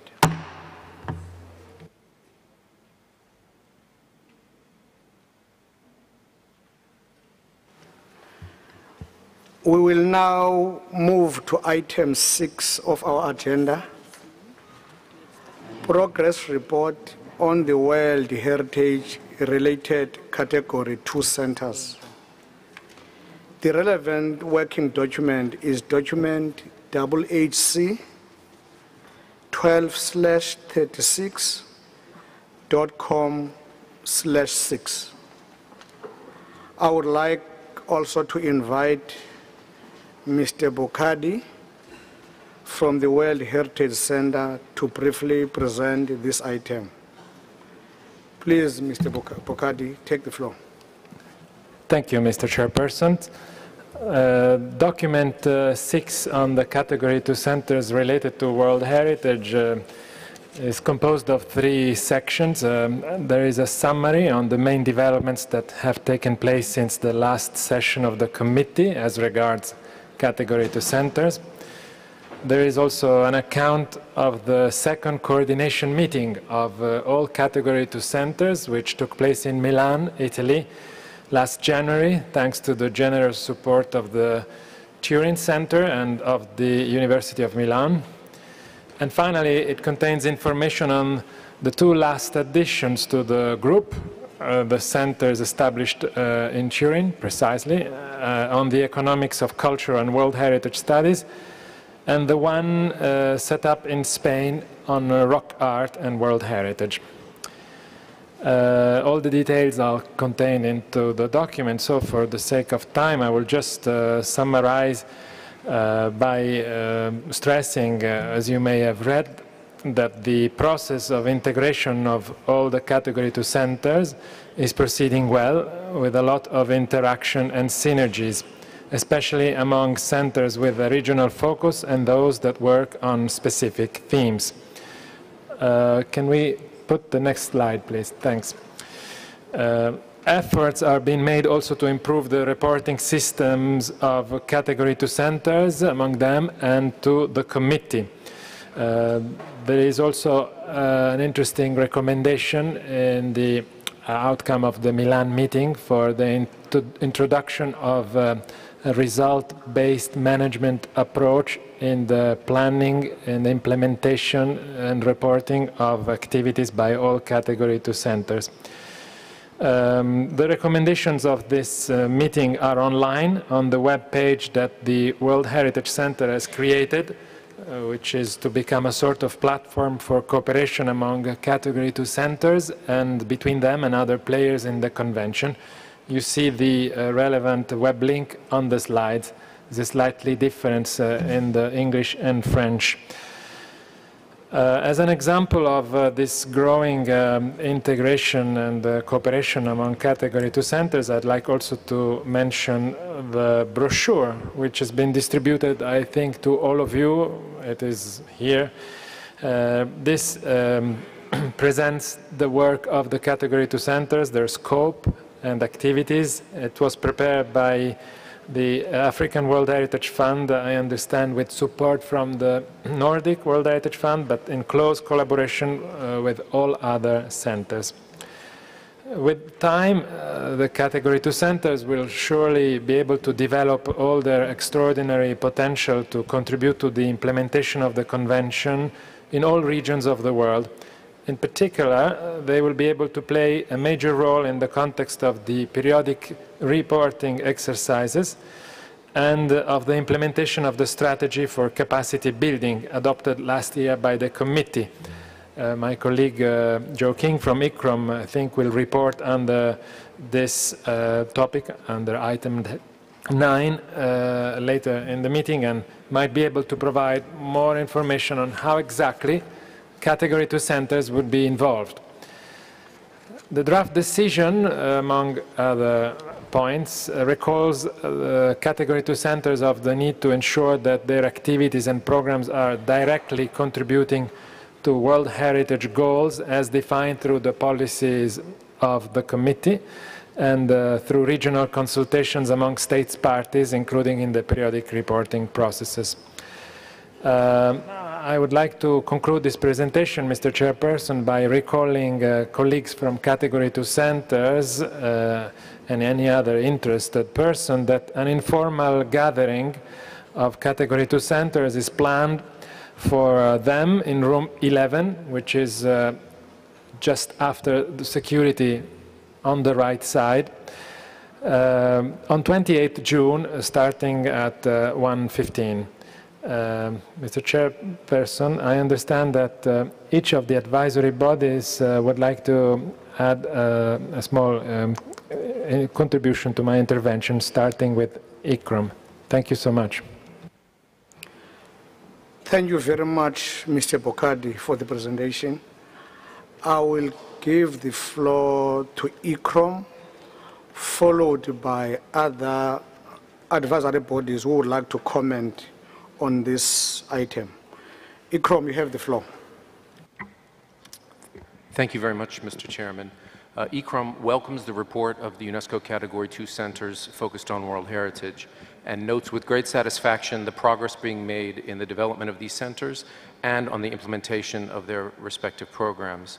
ICCROM has been working closely with most of the Category 2 centers, including carrying out joint training courses and other activities, providing strategic advice, and participating on a number of advisory boards.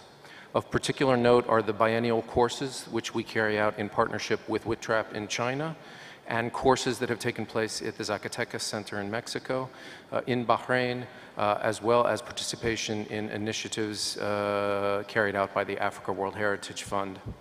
ICCROM's interest in and collaboration with the Category 2 centers comes from similar institutional objectives and is in line with ICCROM's role in strengthening capacity building within the World Heritage Convention. ICCROM notes that Category 2 centers have a very important role in the implementation of the capacity building strategy adopted by the committee at its session last year in Paris. And in direct response to what the question from Mr. Boucardi, specifically, ICCROM has foreseen that those Category 2 centers with regional or sub-regional focus would be ideal for helping to develop the capacity building strategies that the overall strategy foresees at the various regional and sub-regional levels. So the fact that there are Category 2 centers specifically focused on capacity building in some of the regions or sub-regions would be an ideal platform for developing strategies at that level. ICCROM looks forward to continuing our work with these important institutions, and in particular working with them to develop concrete programs of activities, courses, areas of common research interest, and development of resource materials in line with the World Heritage Capacity Building Strategy in order to improve institutional, professional, and community capacity in order to better safeguard the World Heritage properties. I'd like to thank you very much, Mr. Chairman, for giving me the opportunity to take the floor. Thank you very much, ICCROM.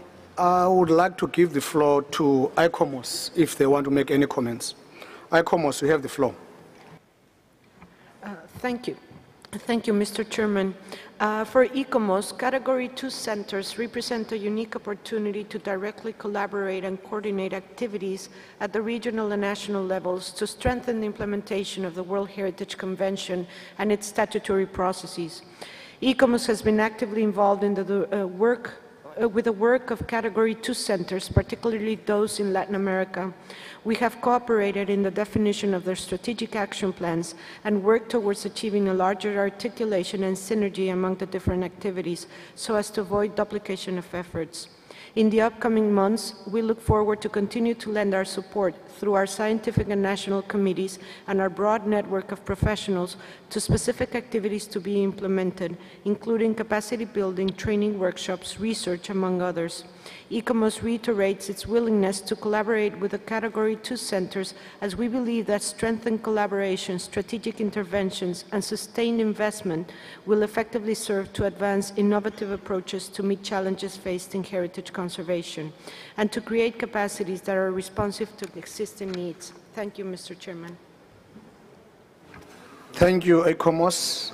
I would like to give the floor to IUCN. IUCN, you have the floor.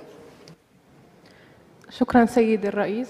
يرحب الاتحاد الدولي لحماية الطبيعة IUCN في التقدم الذي أحرزته مراكز الفئة الثانية، حيث تكمن أهمية هذه المراكز في توسيع ودعم عمل الاتفاقية بطرق جديدة ذات قرب جغرافي للدول الأعضاء، فتعطي هذه الاتفاقية نمط إقليمي وطني من حيث تواجدها وأنشطتها. فتمتلك هذه المراكز القدرة على العمل في الأنشطة بشكل أوسع في أقاليمها. وأود أن أشير هنا أن الاتحاد الدولي لحماية الطبيعة IUCN يمتلك مكاتب في جميع الأقاليم حول العالم، كما يعمل على تعيين نقاط اتصال للتراث العالمي لكل إقليم حتى يصبح قادراً على توسيع الدعم والخدمات التي يقدمها وينقلها من المستوى العالمي إلى المستوى الإقليمي وحتى الوطني.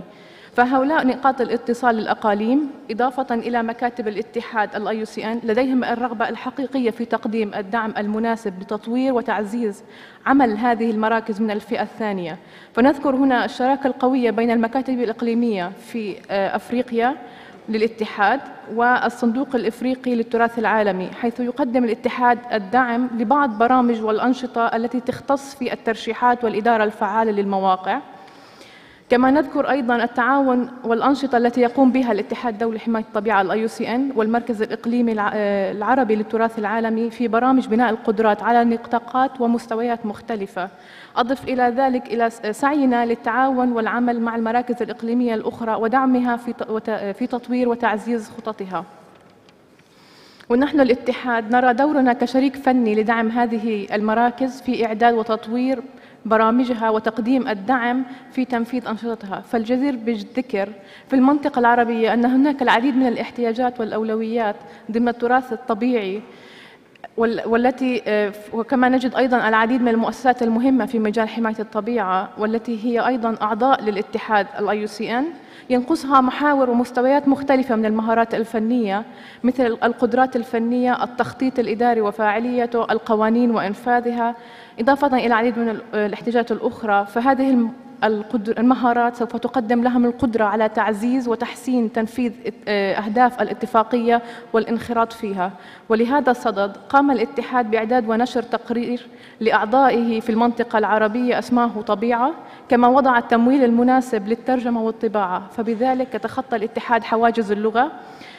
وهذه الوثيقة المهمة قدمت للأعضاء وللشركاء في المنطقة أفكار حول برنامج الاتحاد في الإقليم. فنحن نرى أن تواجد المركز من الفئة الثانية في الإقليم العربي في ظل دعم سخي من حكومة البحرين كان ذا أهمية كبيرة، بمكان يجعله قادراً على أن يستجيب لتلك القضايا والتحديات التي ظهرت في التقارير الدورية والتي انعكست أيضاً في خطة العمل الإقليمية التي تم إعدادها العام الماضي. فهذا المركز كشريك أساسي في دعم عملنا في الإقليم، نتطلع نحن أيضاً كاتحاد أن يغطي هذا التعاون مدى أوسع وأنشطة أكبر، والوقوف معاً كفريق واحد في دعم الدول العربية في تحديد المواقع ذات القيمة العالمية الاستثنائية في دولهم، وضمان حماية هذه المواقع على مدى الطويل. وأخيراً أختم حديثي بأن الاتحاد الدولي لحماية الطبيعة IUCN يتمنى كل النجاح لجميع مراكز الفئة الثانية، ونتطلع لتعاون أوسع والعمل معاً كفريق للسنوات القادمة. شكراً سيد الرئيس.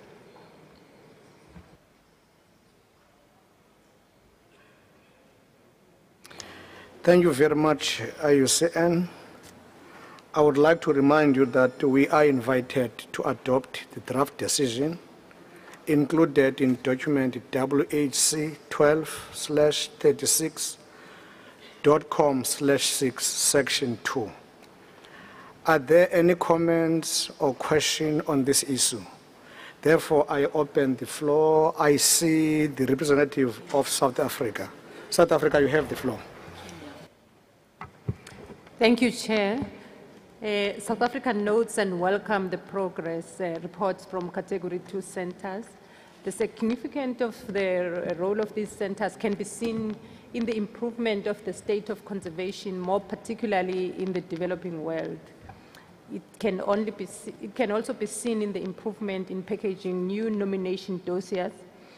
To a certain degree, will contribute to the implementation of the global strategies for a balanced, credible, and representative list. In the African context, we have noted with appreciation capacity building workshops and programs that have empowered the state parties in the continent to prepare sites for nomination. South Africa strongly urges state parties to continuously support these centers so that they are able to contribute towards the conservation and development within their communities of both natural and cultural heritage. The African World Heritage Fund is one of such centers based in South Africa, and we have seen firsthand what benefits there are to supporting these Category 2 centers. Thank you. Thank you, South Africa. I see Mexico. Mexico, you have the floor. Muchas gracias, señor presidente. México quiere felicitar los esfuerzos del Centro Internacional de Búsqueda sobre las Economías de la Cultura y de Estudios del Patrimonio Mundial en Turín, Italia, como su nuevo centro categoría 2, cuya principal actividad inicial fue la organización del segundo encuentro anual de coordinación de los centros categoría 2. Asimismo, queremos reconocer el trabajo llevado a cabo por ICROM para la puesta en marcha del curso sobre gestión de sitios del patrimonio mundial, integración de estrategias de reducción de riesgos, que se llevó a cabo conjuntamente con el Centro Categoría 2 en Zacatecas en diciembre de 2011. Y finalmente, queremos felicitar y agradecer al Centro de Patrimonio Mundial en particular a la Unidad para América Latina y el Caribe, por su invaluable apoyo para la realización del segundo taller para el informe periódico en la región México y Centroamérica. Muchas gracias. Thank you, Mexico. I recognize Mali. Mali, you have the floor. Merci, Monsieur le Président. Monsieur le Président, je remercie le Centre du patrimoine mondial pour la qualité de ce rapport. Mais quand on parle des centres de catégorie 2, je m'attendais également, en plus du Fonds du patrimoine mondial pour l'Afrique, à voir quelque chose sur deux centres importants, le TIEDA et l'École du patrimoine africain. Parce que ces deux instituts jouent presque le même rôle que les autres qui ont été cités en Italie. Au niveau de l'Afrique, ces deux centres nous ont beaucoup aidés à mieux appliquer la Convention du patrimoine mondial, à mieux appliquer la stratégie globale, à former des cadres, à également améliorer le tableau de l'Afrique sur la liste du patrimoine mondial. Ma question fondamentale se résume au fait de savoir pourquoi est-ce que l'École du patrimoine africain et le TIEDA ne sont pas encore reconnus comme des centres de catégorie 2. Je vous remercie. Thank you very much, Mali.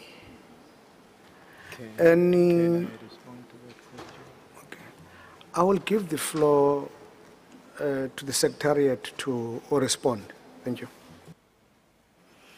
Thank you, Mr. Chairman. Just responding to the question raised by the distinguished delegate of Mali, his question was why the two schools which are rendering capacity building activities on World Heritage are not recognized as Category 2 centers of UNESCO. As you would recall, Category 2 centers are institutions which are owned and managed by states parties to the convention, but they have to make a proposal to UNESCO to be recognized as Category 2 centers. None of these two states parties have put forward such a request to the Director General for carrying out any feasibility study on whether or not these institutions can be categorized as Category 2 centers. Therefore, at the present moment, there is no such proposal under consideration. Thank you, Mr. Chair. Thank you, Mr. Rao. I see Algeria. Algeria, we have the floor. Merci, Monsieur le Président. L'Algérie se félicite du rapport d'avancement sur les centres de catégorie du patrimoine mondial et de tous les commentaires qui ont été faits par les organisations consultatives. Toutefois, il aurait été peut-être plus intéressant dans le présent rapport de faire état de quelques actions pertinentes pour nous permettre de mesurer ou peut-être d'apprécier le niveau de respect des stratégies, des programmes et des activités par rapport aux objectifs et aux missions du patrimoine mondial. Mais nous soutenons tout de même le rapport dans sa totalité. Merci.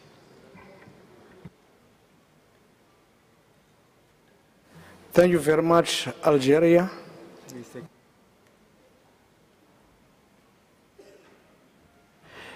Thank you for your question, Algeria, which will be answered by the Secretariat. Secretariat, you have the floor. Thank you so much, Mr. Chairperson. En réponse à la question de la délégation de l'Algérie, je voudrais expliquer qu'il y avait tellement d'activités mises en œuvre par tous les 8 centres que c'était impossible de les refléter toutes dans ce document. Par contre, nous avons fourni des liens au site web où, en fait, des rapports détaillés des activités de chaque centre sont contenus et qui pouvaient être, disons, consultés par les membres du comité. Merci, Monsieur le Président. Thank you very much for that response. Are there any other committee members who are requesting the floor? I see none. I would like to give to observer status parties. I recognize Kenya. Kenya, you have the floor. Thank you, Mr. Chairman. The delegation of Kenya would also like to thank the Federation of Russia for the fantastic and warm welcome that we have been given. Mr. Chairman, of course, as observers, we can only observe, and we thank you very much for giving us this opportunity to observe. We would like to contribute just a little or observe on the issue of Category 2 centers. We appreciate very much, as has been stated by South Africa, by Mali and others, that this has been tremendous. The African World Heritage Fund, the Nordic World Heritage Fund have been very supportive in supporting the development of African heritage professionals, particularly in the nomination program, together with advisory bodies, and we are very grateful for that. On another note, Mr. Chairman, some of us were of the opinion that actually Africa had more than one Category 2 center, and I think our Mali colleague has raised it. We thought EPA was one. We don't want to talk for the state party of Nigeria, but our understanding was that Obasanjo Library was another Category 2 center.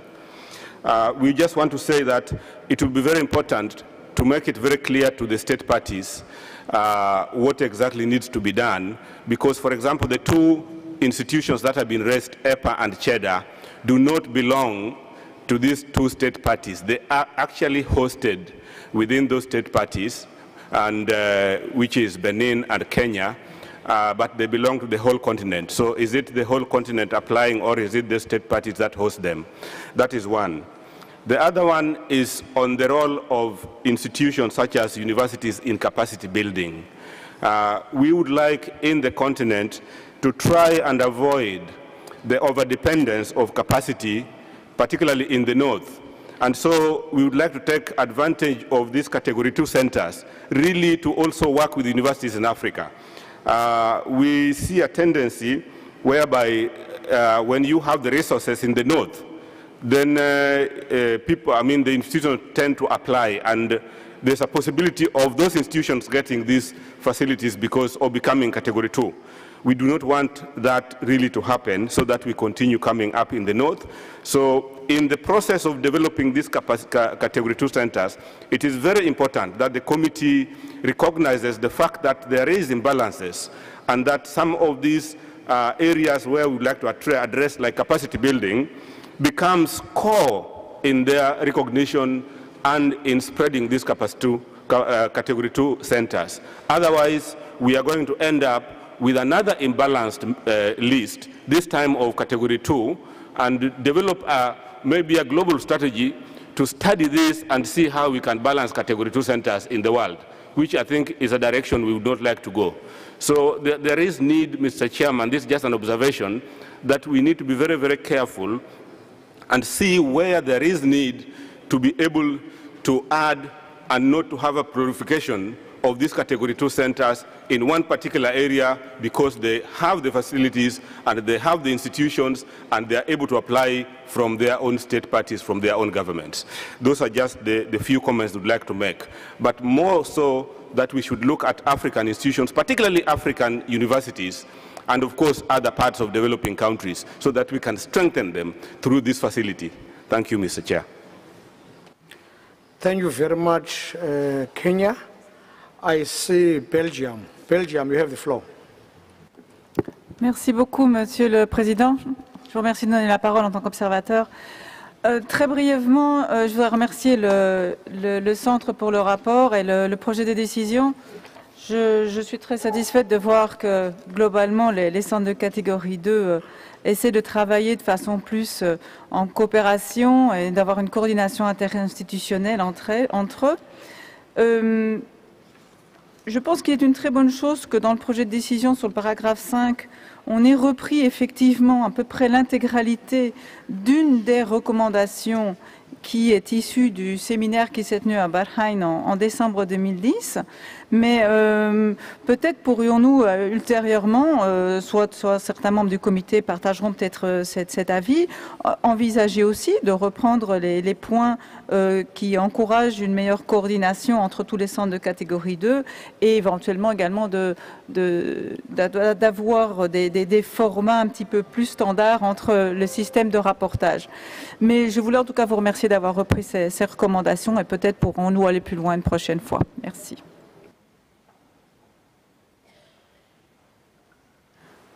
Thank you very much, Belgium. Seeing that there are no further comments, dear colleagues, after this debate and seeing that there were no amendments from the state parties' interventions, shall I take it that the committee adopts draft decision 36, COM6. Therefore, draft decision 36, COM6 is adopted. Agenda item 6 is closed.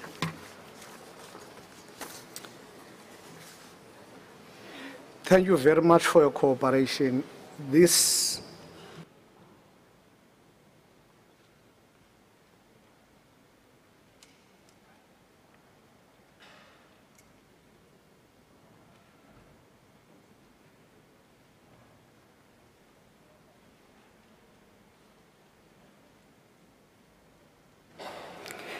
seeing that you have been cooperating since 3 o'clock up to now, with your permission and indulgence, perhaps we should move to item 7C.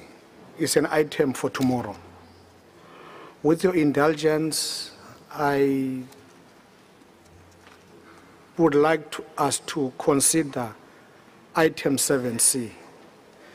And then once we have done that, we can conclude the business of the day. We have plenty of time. I see some reaction. Russia and Senegal. Russian Federation, you have the floor. Спасибо, уважаемый господин председатель. Мы бы хотели все-таки предложить перенести обсуждение на завтра.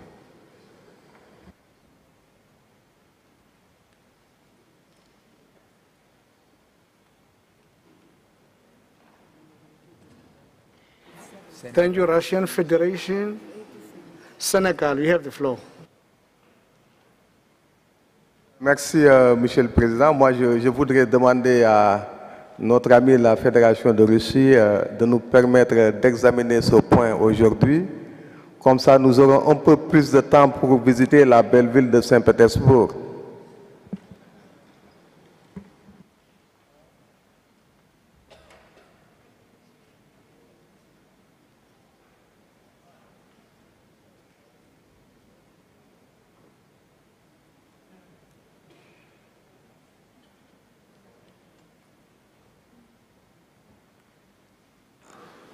I see no other reaction. I would like to go back to the Russian Federation, perhaps to give us a sense of the reasons why we cannot do the reflection on trends of the state of conservation this afternoon.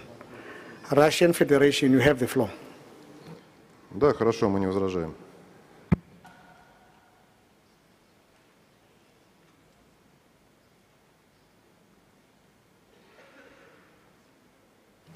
Thank you, Russian Federation, for your cooperation. We really appreciate your hosting and your understanding of these deliberations.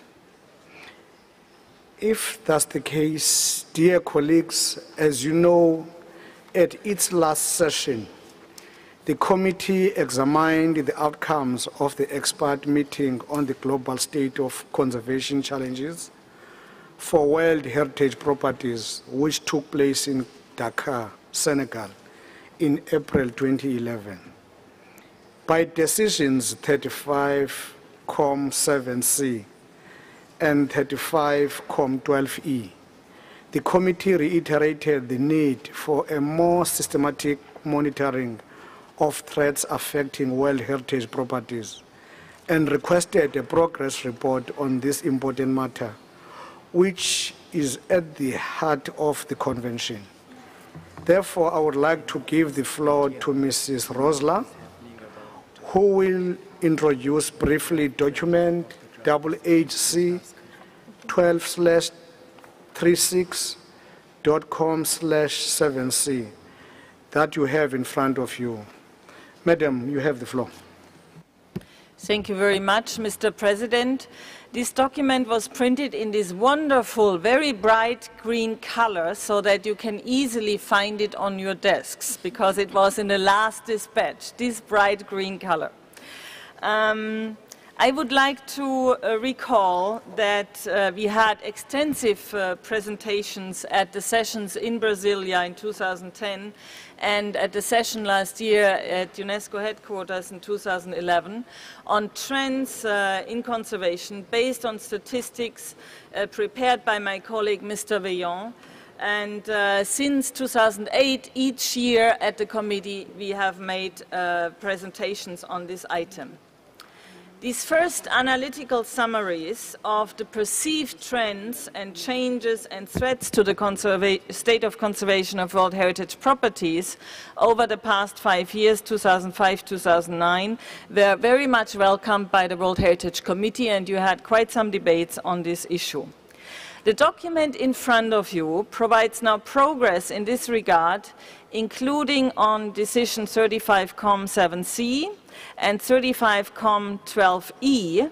Now, next slide, please, which refers to this meeting which took place in Dakar and to which the President just referred to in April 2011. Next slide, please.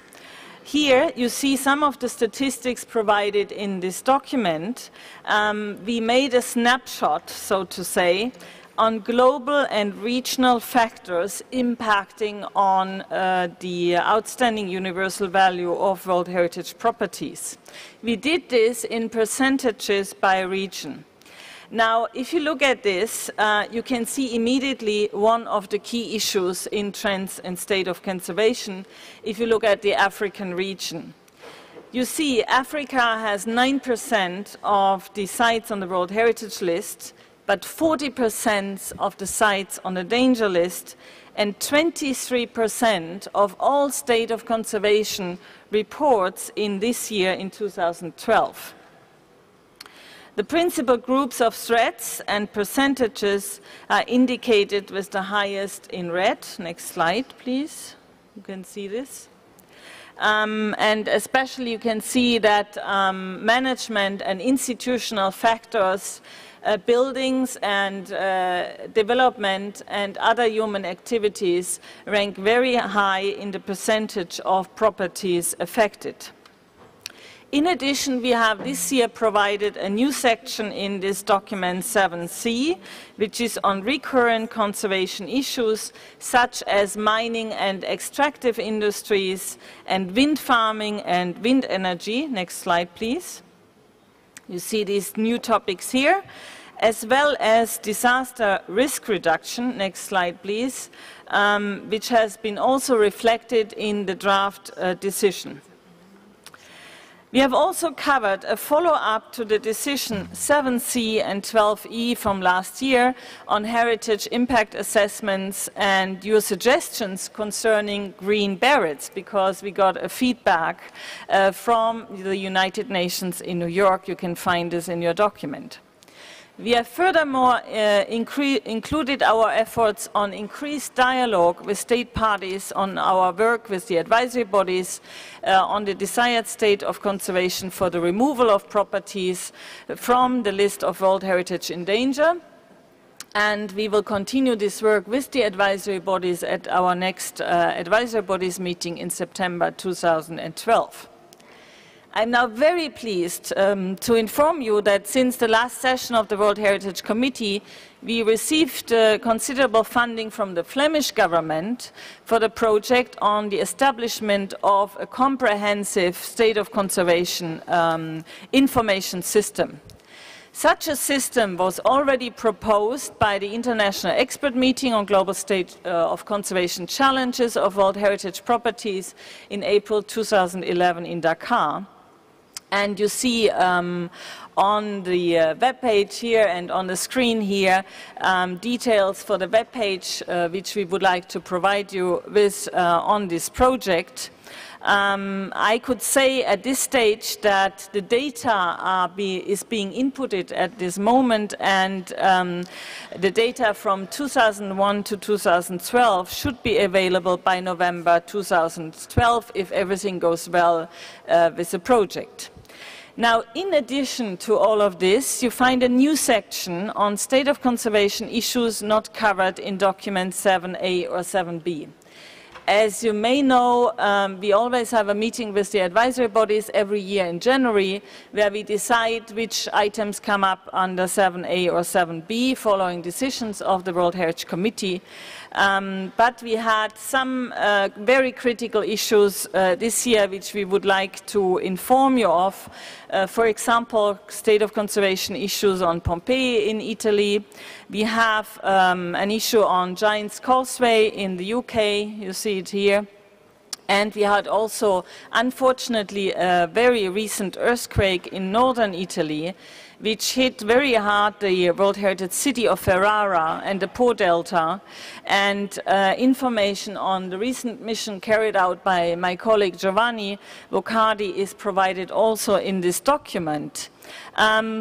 Unfortunately, I have to inform you that the latest information of today is also that a fire destroyed the Wangdu Phodang Song Monastery in Bhutan, which is a very important monastery built in 1638, and it's a component site of a series included in the tentative list of the state party. So these disasters affect both sites, potential sites on the tentative list of state parties and sites on the World Heritage List. Now, the Secretariat would also like to point out that in the document, for reasons which I don't know, we don't have the footer in the English version of the document. And the date 20th December 2011 referred to in the text concerning Giant's Causeway is not correct and should be replaced by 31st January 2012. Now, with this, I would like to turn over to my colleagues from the advisory bodies who may wish to make some comments.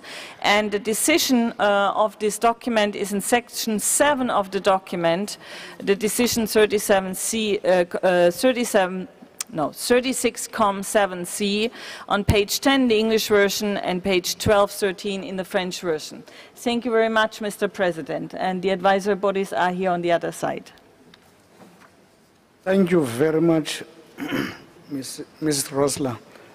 I want to give the floor to the advisory bodies. You have the floor.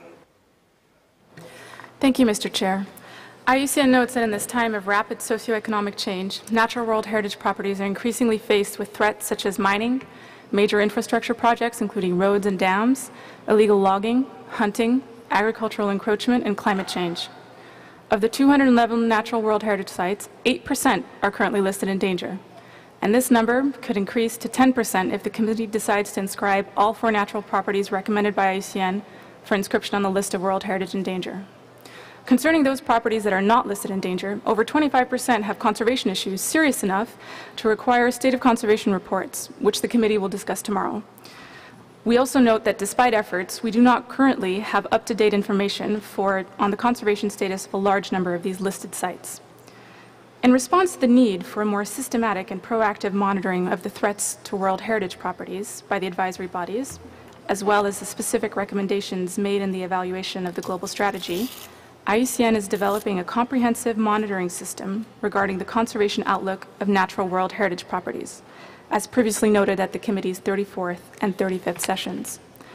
This monitoring system is intended to fill the current knowledge gap on natural World Heritage sites and to provide a global overview of their state of conservation, and to use the global standards that IUCN has developed for protected areas more clearly and specifically in relation to our work on World Heritage. We consider that this system is also needed to mobilize the support of IUCN's large networks of expertise, members and partners to better coordinate and support the conservation of natural properties. Mining and oil exploration and exploitation activities are one of the growing threats to natural World Heritage properties. As noted in Report 7C, an independent review of this issue was launched in 2011 with the participation of extractive industries, banks, government representatives, IUCN, and the World Heritage Center. This review is expected to lead to a series of recommendations providing valuable guidance for the development of committee policy guidelines, as well as for states, parties, businesses, and advisory bodies. IUCN has also prepared an advice note on mining and oil gas projects affecting World Heritage sites, which will soon be available on our website. Paper copies of this advice note are available and can be obtained from the IUCN delegation. Lastly, as noted by the committee chair, an international NGO forum took place earlier this month from 22 to 24 June, focused on how civil society can support the Convention and the conservation of World Heritage sites. Representatives of this forum are present today, and the committee may wish to take note of the results of this important forum. Thank you very much. Thank you, IUCN. I would like to give the floor to ICOMOS. ICOMOS, you have the floor. Thank you, Mr. Chairman. The range of issues examined in this year's reports on state of conservation illustrate the many challenges that states, parties, heritage agencies, and site managers are facing in adequately conserving inscribed properties and managing buffer zones, preserving the wider setting of sites. Disasters resulting from earthquakes, floods, typhoons, and affected several properties and further exacerbated existing conditions, largely in part due to the lack of adequate management and maintenance practices in place. Current work in integrating global disaster risk management policies in heritage conservation will be critical in determining long-term sustainable solutions to integrate them in the national programs. Social unrest and conflict have also been a source of significant concern for properties in the Arab region and most recently in Mali. As conditions allow, assessments will be needed to be carried out and prioritized costed plans developed. Resources will also be needed to mobilize to ensure that outstanding universal value is sustained. World Heritage is a source of identity, national pride, and can contribute to sustainable development, as was discussed earlier, and the recovery of places affected by conflict.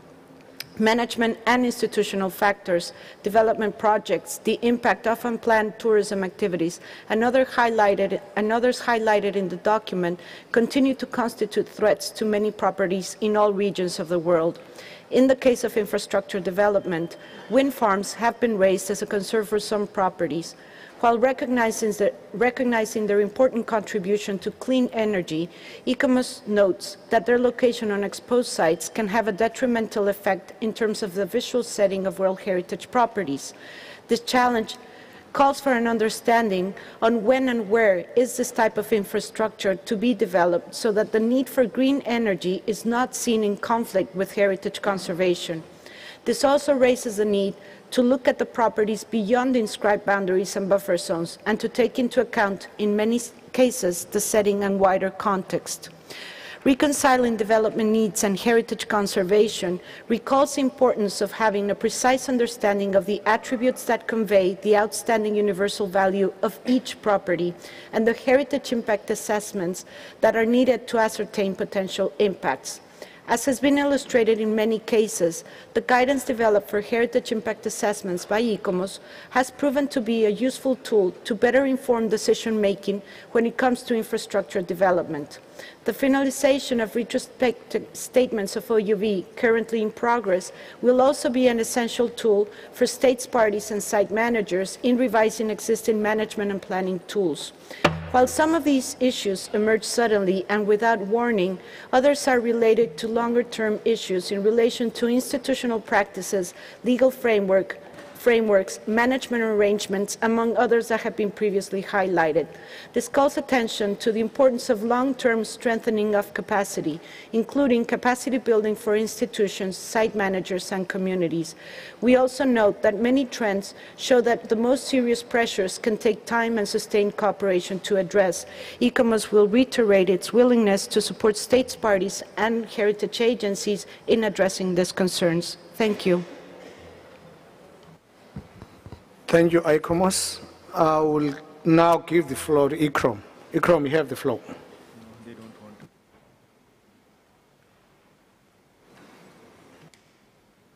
No, they don't want to. Thank you very much to the advisory bodies.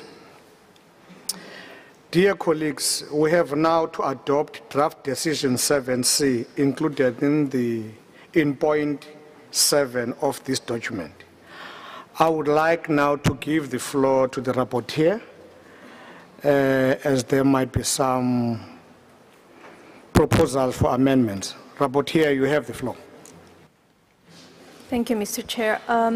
We have received one proposed amendment from the part of the delegation of South Africa, but maybe, Mr. Chair, to avoid a lot of discussions in those paragraphs which have no amendment, you could approve from paragraph 1 to 3. The amendments of South Africa concerned the under section of the decision called recurring conservation issues. So you may approve paragraph 1 to 3, and then we will go with the amendments from South Africa. Before we do that, perhaps, rapporteur, let me allow state parties for comments. Now I open the floor for that. I see Senegal. Senegal, you have the floor. Merci, Monsieur le Président. Nous félicitons l'UNESCO pour ce travail très intéressant et je pense qu'il impactera beaucoup sur le futur de la Convention. Vous comprendrez bien que pour un pays africain, un pays sous-aménagé, un pays qui représente un continent plutôt sous-aménagé, un continent qui compte 9% des sites du patrimoine mondial, 40% des sites du patrimoine des sites en péril et probablement bientôt 50% des sites en péril, que toutes ces questions sont extrêmement importantes. Et le second problème auquel est confrontée l'Afrique, c'est que l'Afrique est un continent sous-aménagé. Il y aura nécessairement des aménagements en Afrique. Il y aura de grosses infrastructures, il y aura des exploitations minières, il y aura un certain nombre d'activités qui seront de nature probablement à impacter sur les sites.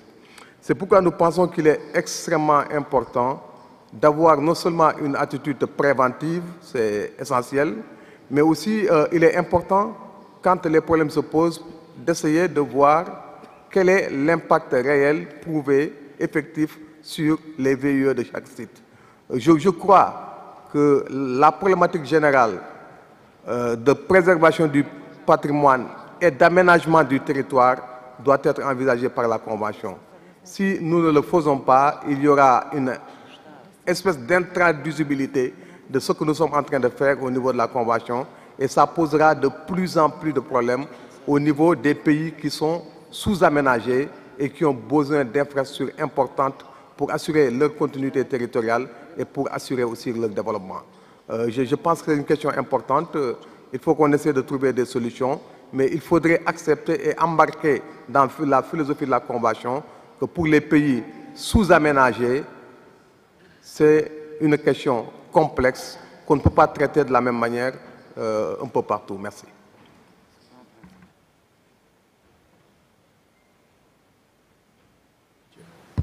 Thank you, Senegal. I give the floor to the representative of Japan. Japan, you have the floor. Thank you very much for giving us the floor. We appreciate very much about this document because it's very useful for the future policy to the state of conservation and others. Just for one clarification, it's para 12. It's in particular talking about within the United Kingdom's site on the development issues. And I would like to ask here, this is we done before this way to include one particular site? Because there's a para 10 and the para 11, it's okay for that is for earthquake issues. But para 12 is only in the development issues. I would like to hear just a clarification. Is this the first time or not?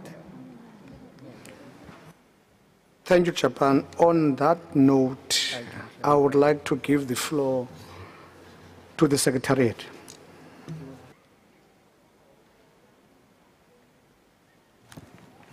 Thank you, Mr. Chairman. Just to respond to the question of the distinguished delegate of Japan, indeed, this is the first time that we are doing it.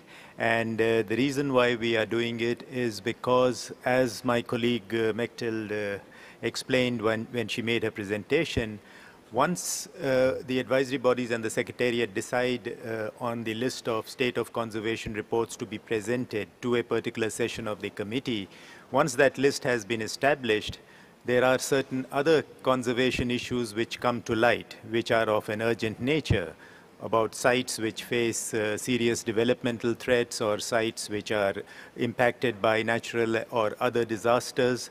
And therefore, we felt that instead of presenting individual reports for those sites, we include a section in document 7C which will reflect the issues affecting some of these sites. And that's why if you see part 6 of this document, it not only deals with the site of United Kingdom, but it also talks about the sites which have faced natural disasters in Italy as well. And that is the reason why that particular draft decision is referring to one of these paragraphs in section 6 of the document. Thank you, Mr. Chair. Okay, thank you very much. We understood. Okay. Thank you very much to the Secretariat. Are there any other? I see Switzerland. Switzerland, you have the floor. Thank you, Mr. Chair. We would like to comment on two aspects of the report that was presented. And one relates to the table that shows the factor affecting OUV. And we would like to express our concern to the center that sometimes the categories that are presented, they are not really clear to us. They seem very broad, and it's not really clear how this wording that is used really reflects how these categories affect the outstanding universal value of the properties concerned. So we would like that the center and the advisory bodies in the future could possibly make a more detailed use of these categories.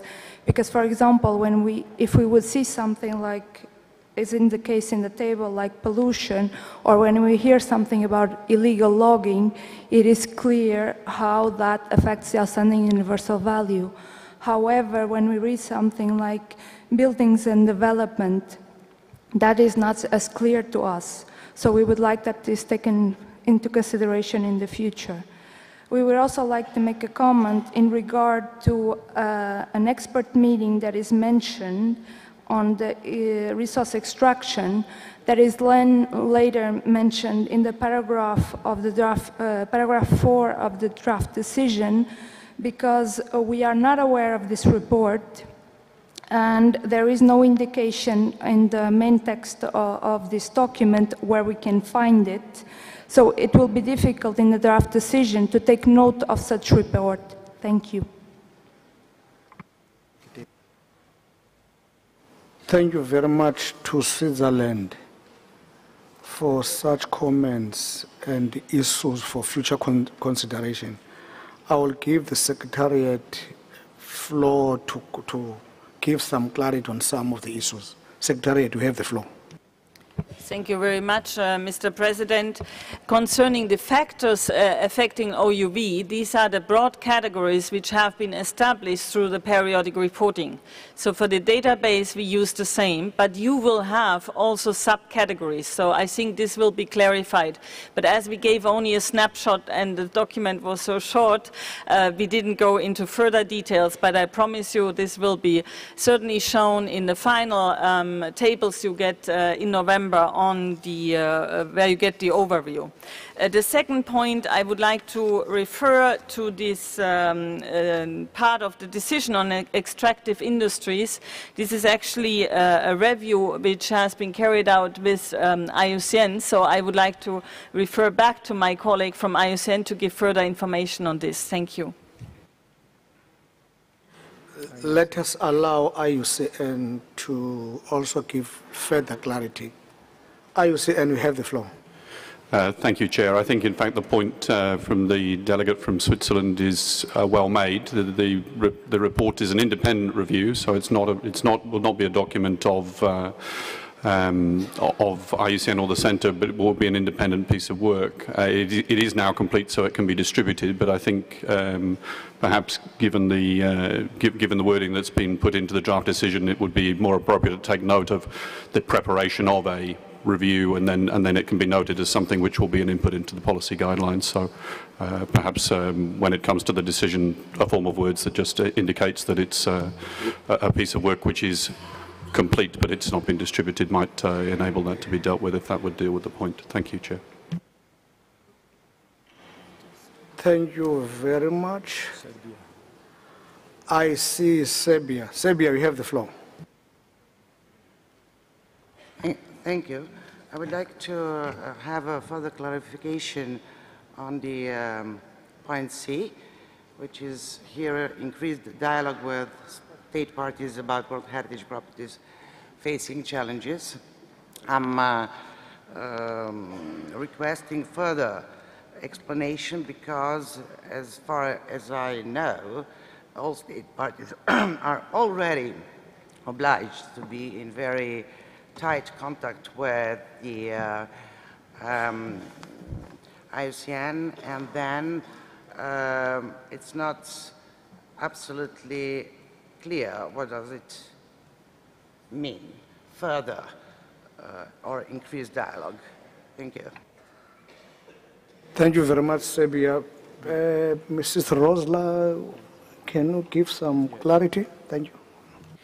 Yes, thank you very much, Mr. President. This follows a decision of the committee under item 12, 35Com12 of last year to increase the dialogue. It's actually one of the key problems we have in state of conservation, that the information often doesn't come from the state party, or it comes late from the state party. And the World Heritage Center, my colleagues from all the desks who you see on the other side of the podium, receive information very late or only limited information, and we would like to improve that situation and increase the dialogue and the transparency of those documents prior to any decisions of the World Heritage Committee. In paragraph 32, you see especially that we often receive letters from third parties providing information. In these cases, and that's providing information under that very small paragraph 172 of the operational guidelines.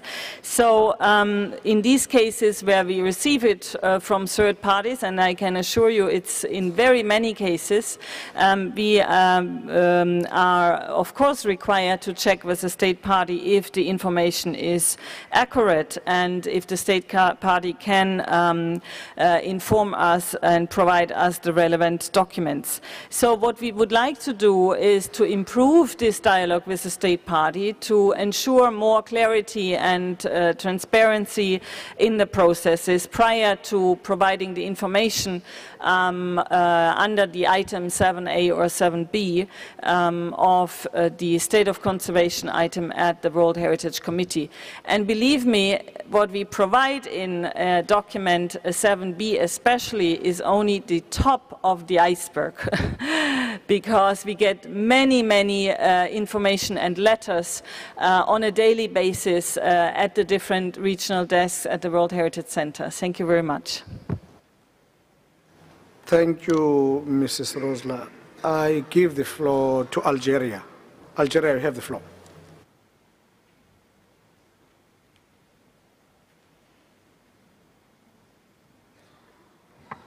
Merci, Monsieur le Président. Je voudrais féliciter le Centre du patrimoine mondial pour l'excellent travail qui a été fait, cette contribution qui est en fait une réflexion et qui suscite toutefois des interrogations et des questionnements, notamment dans le rapport entre préservation et développement. Je voudrais ici revenir au point évoqué par Madame la représentante de l'ICOMOS sur la notion d'extension des zones tampons, à savoir réfléchir à un contexte plus vaste de la zone tampon. Cette réflexion connaît déjà un début d'exécution que nous avons rencontré à la lecture des dossiers d'inscription ou des dossiers de l'état de conservation qui nous est soumis et que nous allons discuter demain. Faut-il approfondir cette réflexion de l'extension de la zone tampon, de sa détermination, etc. Nous considérons, pour notre part, que cela est nécessaire avant toute explication, même si celle-ci est d'effet préventif. Il faudrait que cette question soit étudiée dans le cadre de la révision des orientations pour en fixer, en arrêter les règles. Merci, Monsieur le Président.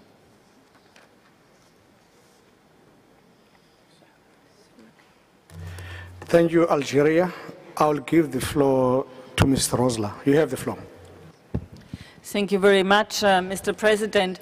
I think this is a very important issue because buffer zones are intended to protect the World Heritage property and the outstanding universal value of the property, but not in all cases a buffer zone may be required depending on the status and the situation of the specific property. There was a meeting which took place in Davos, I believe, from the top of my head, it must have been 2008, on buffer zones.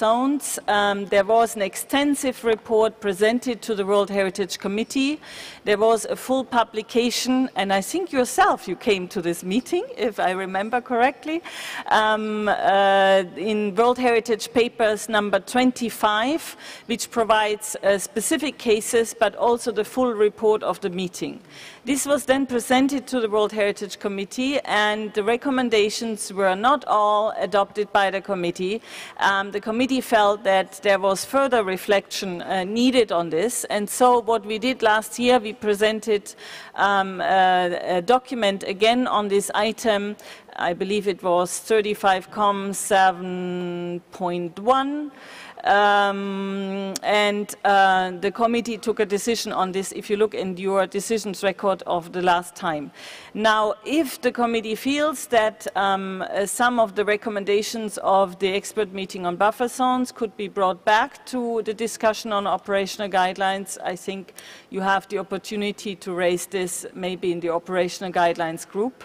Or if you wish to have further reflections, the committee is free to make a proposal. Thank you very much. Thank you, Mrs. Rosla. I want to give the floor to India. India, you have the floor. Thank you, Chair.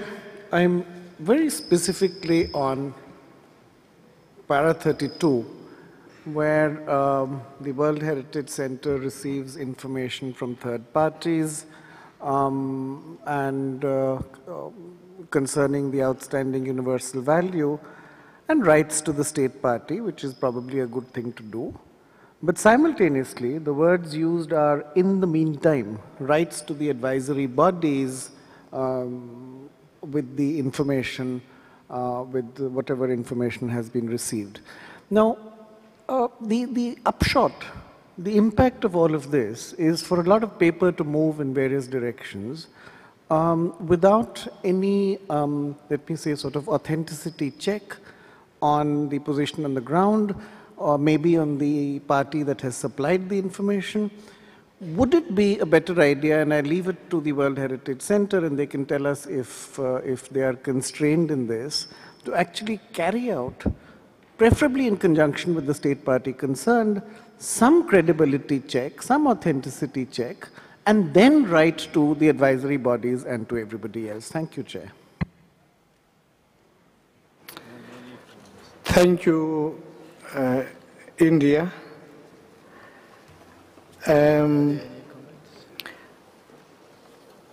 Any comments from the committee members?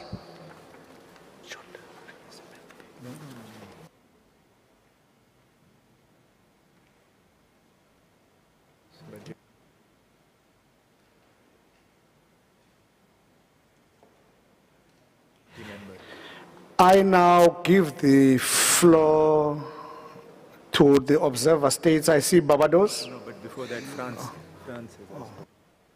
Sorry, France, I didn't see. France, you have the floor. Pardonnez-moi, je vais intervenir très brièvement, simplement pour appuyer la remarque très pertinente de notre collègue indien.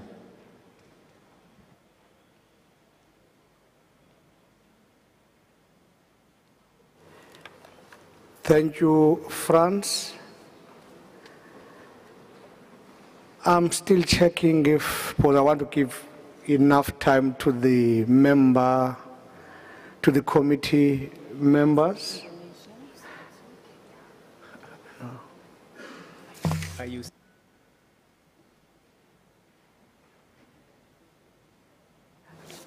I would like to give the floor to IUCN. IUCN, you have the floor.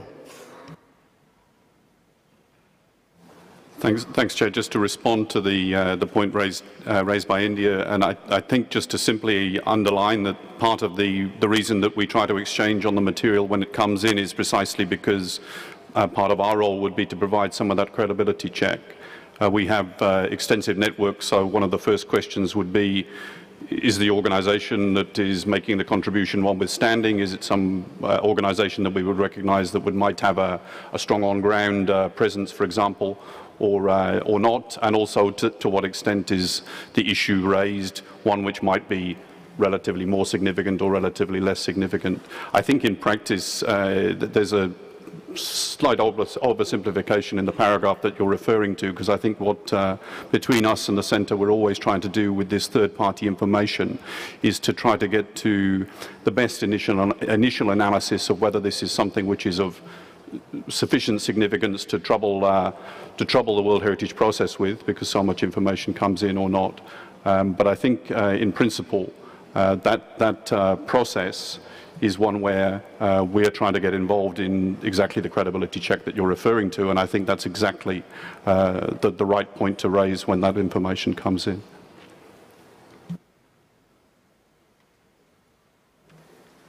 I would like to give the floor again to India. India, you have the floor. Thank you, Chair. I'm really sorry to take the floor again.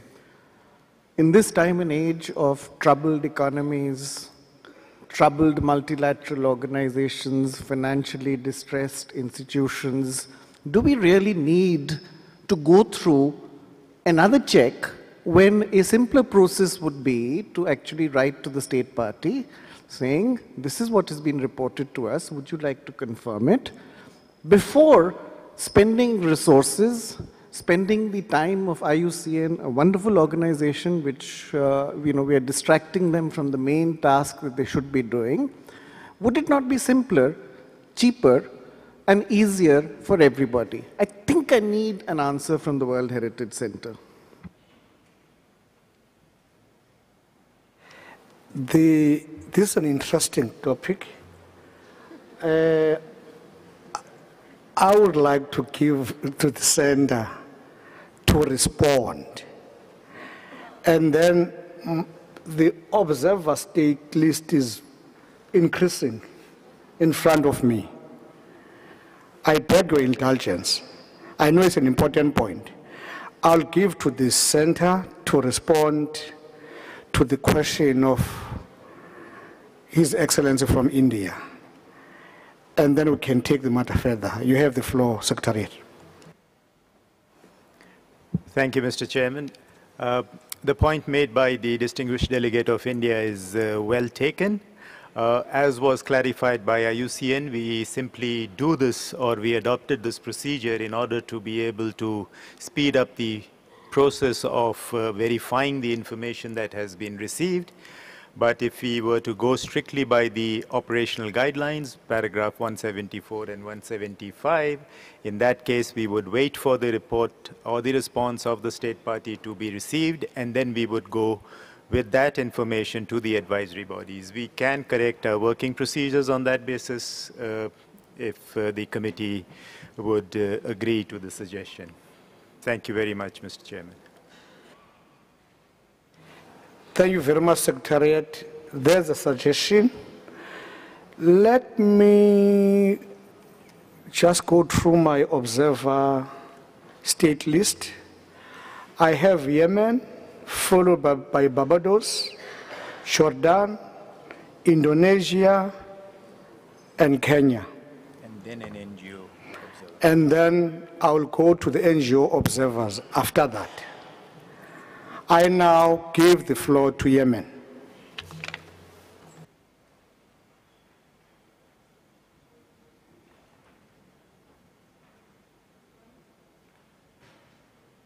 Yemen, you have the floor. شكرا سيدي الرئيس. في البدء نهنئكم على قيادتكم الجيدة لهذه الجلسة، كما نشكر الاتحاد الروسي لاستضافة الدورة وكرمه الفياض، ونشيد بالمساعدة السخية من قطر للترجمة الفورية إلى اللغة العربية والأسبانية. الحقيقة ما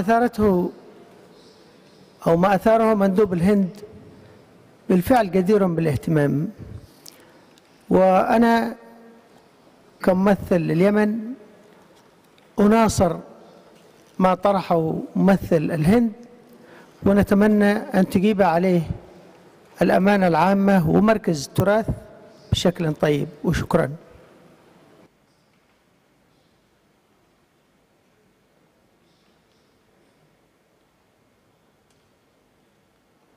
Thank you, Yemen. Barbados, you have the floor.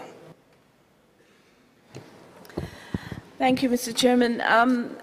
Basically, Barbados would like to support comments made earlier about the need for greater clarification in terms of the nature of these recurrent conservation issues. Again, I would like to make the connection that I made in an earlier intervention between, for example, the use of terminology such as social, cultural uses of heritage, which is explained under the explanatory note as relating to tourism, etc. Now, we need to be very clear on what the intended, at what level are you analyzing, for example, a feature such as tourism. The second point I would like to make is that there is the reference, for example, to recurrent conservation issues under the heading wind farms, for example. I would like to note again the need for greater convergence between this analysis and the linkage between the SDGs that are emerging from Rio+20 and the desire of UNESCO to be in compliance and complementarity with those. And also I'd like to reiterate the points raised by the heads of government under the Barbados Declaration on Sustainable Energy Usage, which was taken in May of this year. And I think that we need to realize that there are various levels at which we cannot allow the broad terminology wind turbines to simply be used like that. There needs to be a linkage between sustainable energy, sustainable development, and obviously the priorities of World Heritage and heritage conservation. Thank you, Mr. Chair. Thank you, Barbados, for flagging those issues. I give the floor now to Jordan. Jordan, you have the floor. سيدي الرئيس، بداية نيابة عن الأردن أقدم الشكر للدولة المضيفة للدورة 36 للجنة التراث العالمي. والآن أدخل إلى الموضوع فأقول مع تقديرنا لهذه الدراسة الجدية والواقعية والهامة والصادقة في فحواها، وبالرغم من تخصيص وثيقة كاملة مسبقا لموضوع السياحة بالذات، فإنني كنت آمل أن يظهر التأثير السلبي للسياحة بمسماها الواضح في هذه الوثيقة أيضا، نظرا لأنها تستنزف المواقع خاصة، وأقول خاصة في العالم الثالث، وخاصة إذا وقعت حماية التراث تحت مظلة الدوائر المسؤولة عن السياحة. فالسياحة لدينا من أهم التحديات لهذه المواقع. It's the most challenging trend, really. Thank you.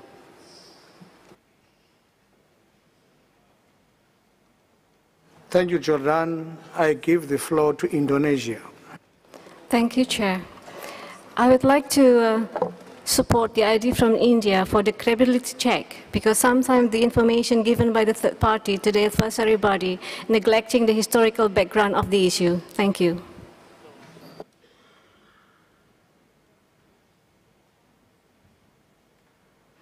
Thank you, Indonesia. I would like to give the floor to the representative of Germany. Germany, you have the floor. Thank you very much. I just want to give a quick reply to my distinguished colleague from Jordan concerning impacts of tourism on World Heritage Sites. In fact, tourism is a multi-level activity ranging from transport, from infrastructure to activities on site. And many impacts result from management capacity, infrastructure, and road building, and whatever we have seen in the list in the document. So I think it's sometimes very difficult to just extract tourism as such, because it affects World Heritage via different channels. And I think this is also reflected in the document, and we had a very strong discussion on this during the steering group meeting and the expert workshop, which led to the World Heritage Tourism Program. And I think there is a need to work further on these effects, but they are reflected here in the document. I would like to stress this. Thank you very much. Thanks, Germany, for that clarity. Let me go back to my observer list. Kenya, you have the floor. Mr. President, thank you very much. First of all, we would like to recognize the very fantastic work that has been done through this report. We think it's very good. But we also want to just raise a few issues here. 40% in danger list, 23% of the state of conservation is absolutely unacceptable, especially when we in Africa really have been doing a lot of work. There must be something wrong somewhere. How are we looking at our values? Who is putting these values? I think this is a question that we need to ask. The issue of the classification, I don't want to talk about it again and again. I know that is in the periodic reporting, but I think that issues like development, like extractive industries, should not be confined to the evil wordings. I think that we need to start engaging with these things so that this generalization, really, we should move out of that, even if we have them embedded somewhere. Now, I just want to raise the issue that was raised by our colleagues, different colleagues, particularly from Senegal, that Africa faces a real challenge. And I think by tomorrow, we will start seeing some of these issues coming out. We really need to tackle these issues.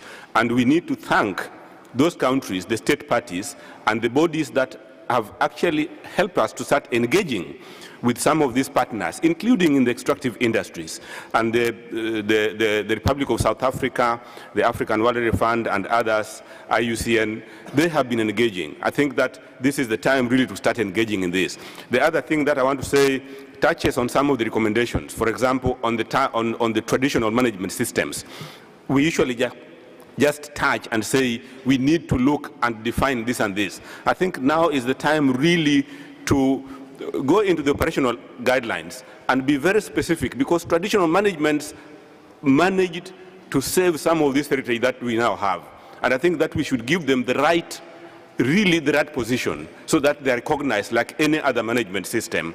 And we should not just be brushing it as a one-line thing. The other one is on cooperation. especially in areas of conflict and post-conflict areas. I think we need to work beyond the advisory bodies. You have bodies like the Blue Shield. We know some of the advisory bodies are part of that. We have ICOM. They are doing different activities. We should be able to be specific, even in the recommendation, and say that we need to work with them. Thirdly, on the issue of dialogue, and this I think has come out when we hear the committee members talking. I think that we need to take approach of dialogue rather than approach of judgmental, so that we don't, as state parties, we don't want to be dictated to. The convention is between the state parties. They sign these things. They are the bosses, and we really have to recognize that. So I think that there is need to sit back, relax, and find us, question ourselves, who are we working for? It is the state parties. So I think that these are some of the issues that we definitely need to look at when we are discussing these issues. But to finalize, the issue of development should not be a negative thing. I think that we have to be specific. If we are going to be talking conservation and development, we really have to face it head on and be able to question even case by case and not to generalize. Thank you, Mr. Chairman, because I feel that particularly for Africa, this is going to be a major, major issue. And if we don't deal with it now, we stand a chance where the convention could be divided right in between the North and the South. Thank you, Mr. Chairman. Thank you, Kenya, for flagging those issues. I now give the floor to the United Republic of Tanzania.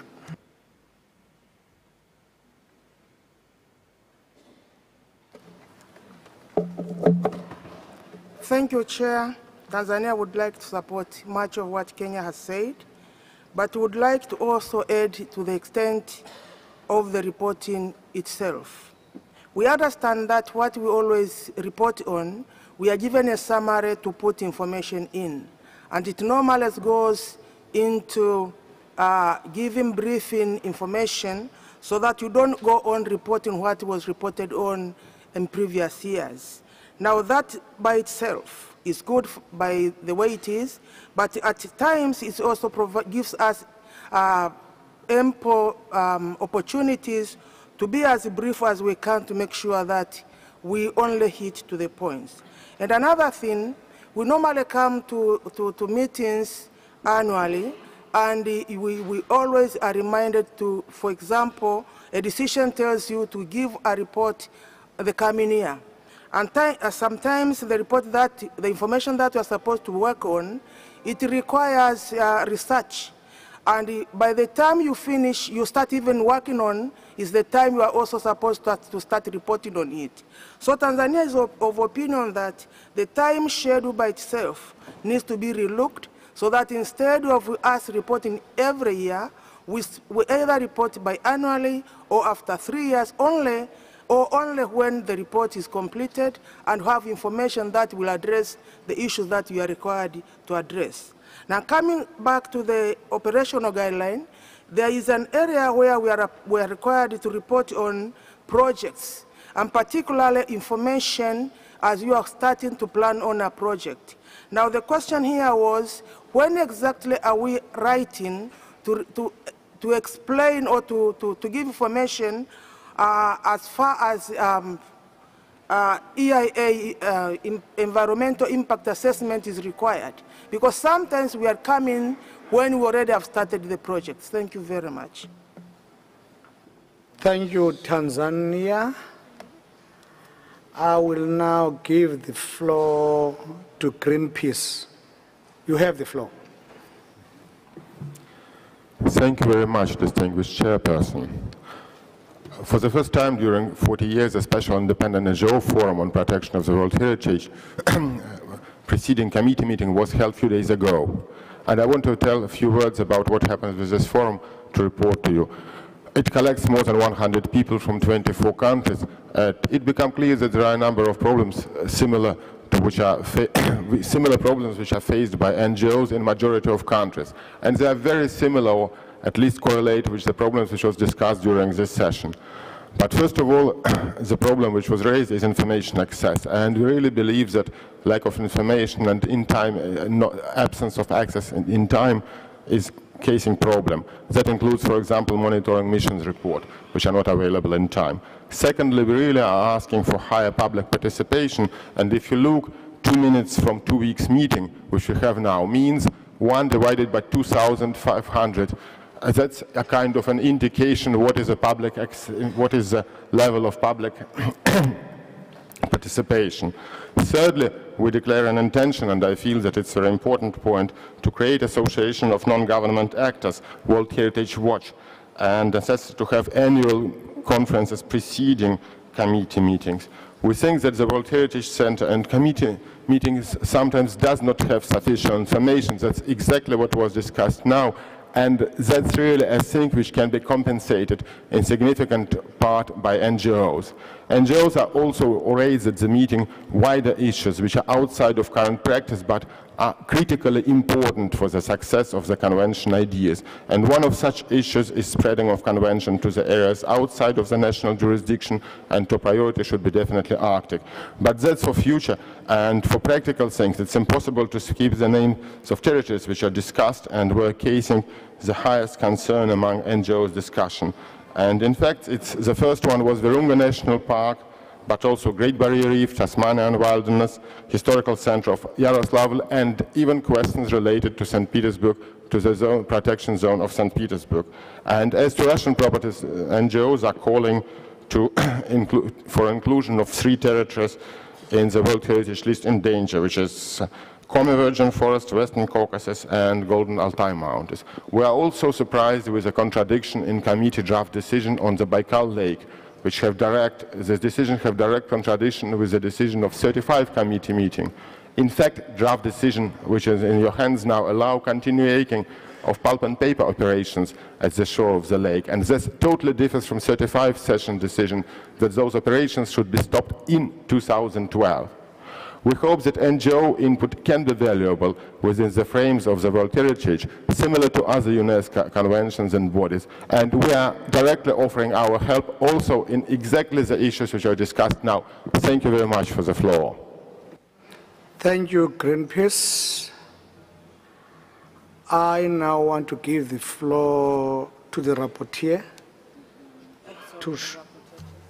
to check if there are any submissions for amendments. Rapporteur, you have the floor.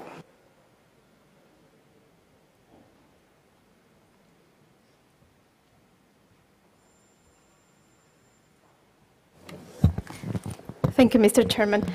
Mr. Chairman, I was just considering with the Secretariat, we have received so far 2 proposals of amendments which relate to the section named Recurring Conservation Issues.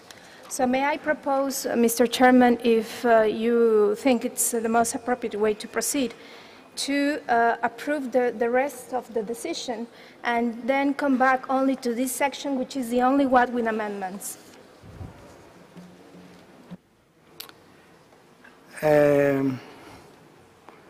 Let us do that. Let's go paragraph by paragraph. And then when we come to that paragraph with a proposed amendment, we pause there and then we allow the discussion. Okay, Mr. Chairman. So just to simplify, we have no amendments on paragraph 1, 2, and 3 of the draft decision 36-7C, so you may want to adopt them.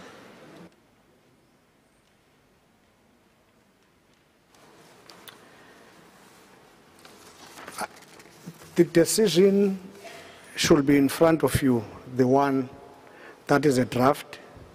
And then when we get to those amendments, they will be shown on the screen. I would like... They want to see the...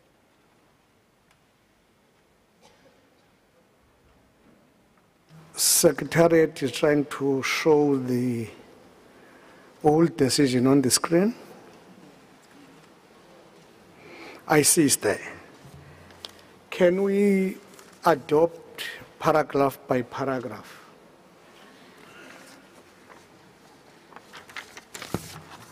One, 2, and 3, she said, can you adopt? Paragraph 1, 2, and 3. Can we adopt paragraph 1, 2, and 3 of the draft decision? Any request for the floor? Paragraph 1, 2, and 3 adopted. Paragraph 4. Thank you, Mr. Chairman. Here is where we have two different proposals coming from the delegation of South Africa and the delegation of Switzerland.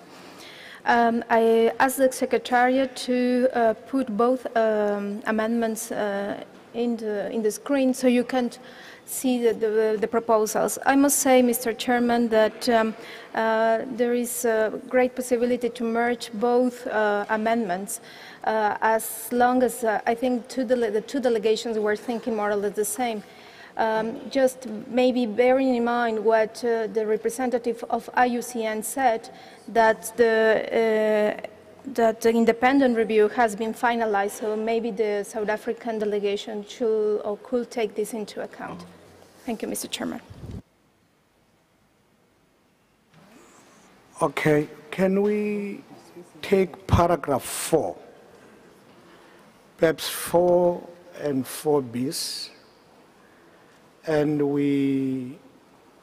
I would like comments on paragraph 4, the amendment by South Africa.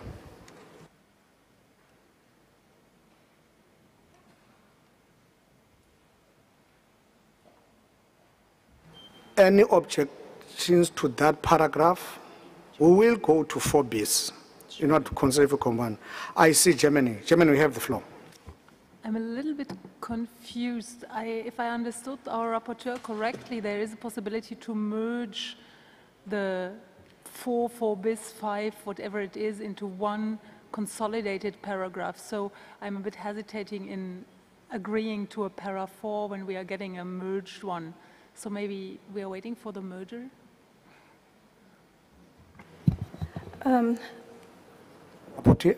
Thank you, Mr. Chairman. Of course, the rapporteur can try to make a merge, but I think there are two issues that the committee may want to discuss. First, the South African proposals considered to welcome the contribution of this independent review, while the Switzerland proposals only takes note of this review. It doesn't welcome the review.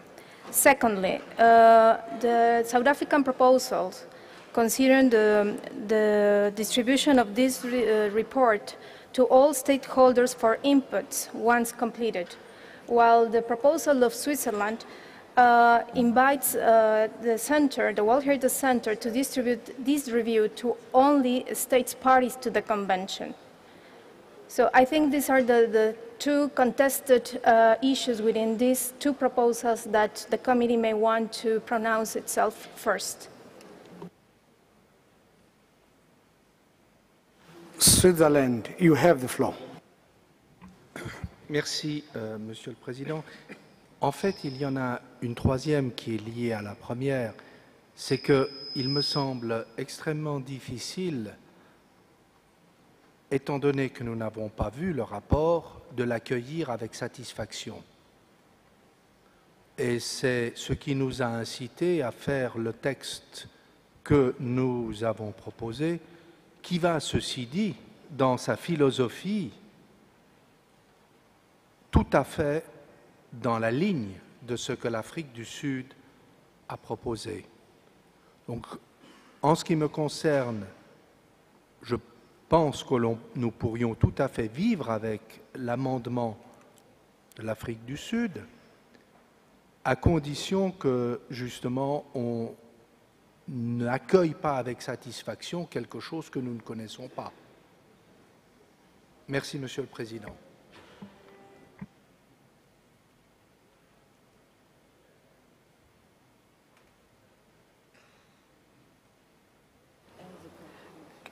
Can I check with South Africa, listening to Switzerland, if what changes do you propose to align your proposal with the one of Switzerland? And then I'll open the floor for further comments. South Africa.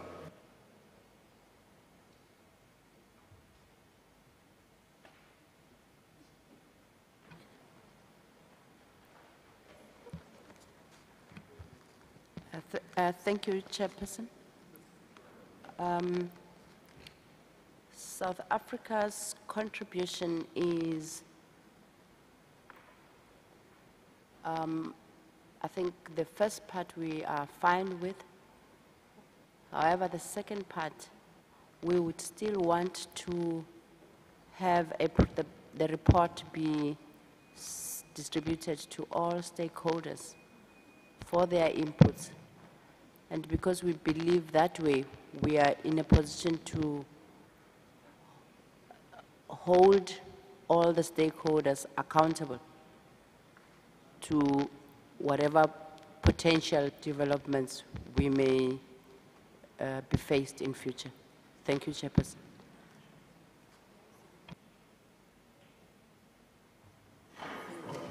Thank you, South Africa. Serbia. I have Serbia. Serbia, you have the floor. Je ne sais pas si on va... merci, Monsieur le Président. Je ne sais pas si on va accepter la proposition d'Afrique du Sud, mais si on accepte, il faut rajouter un S pour commentaire, soit remis à toutes les parties prenantes pour commentaire. Merci.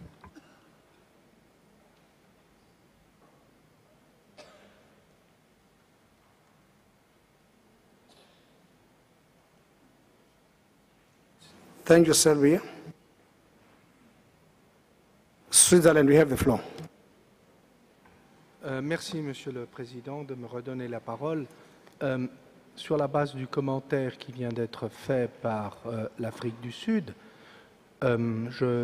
si je comprends bien, et nous serions tout à fait d'accord, de remplacer les termes qui sont dans le 4 bis actuellement et que nous avons proposé et qui se lisent à faire connaître cette étude, de remplacer les termes qui suivent ensuite aux parties à la Convention du patrimoine mondial par à toutes les parties prenantes dès que possible. Et ainsi, nous aurions un texte qui, je crois, peut convenir aux deux intervenants, l'Afrique du Sud et la Suisse. Merci, Monsieur le Président.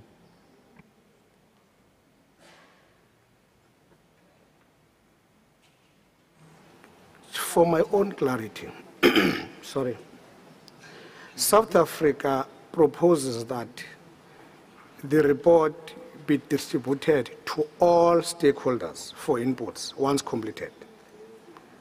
And then my reading of Switzerland was to state parties to the World Heritage Convention.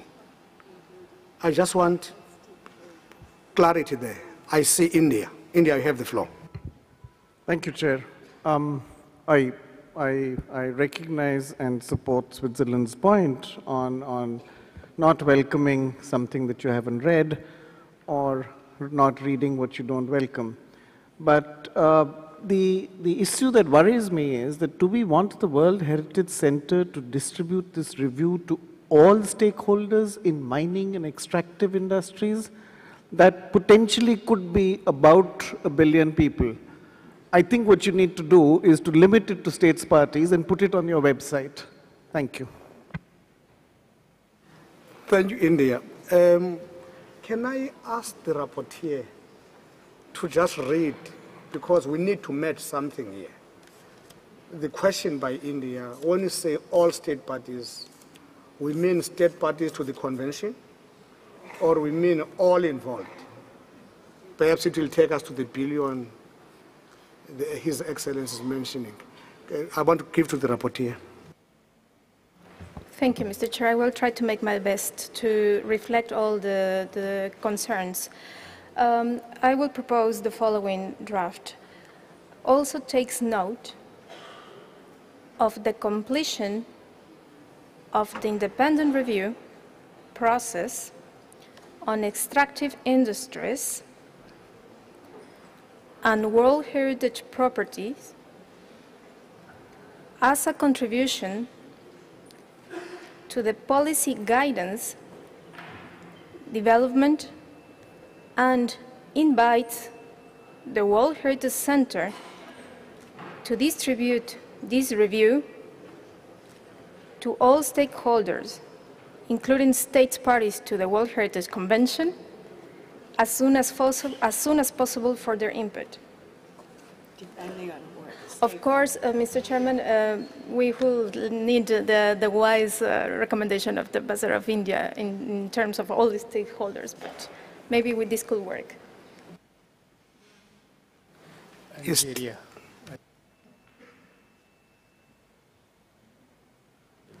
I see Algeria.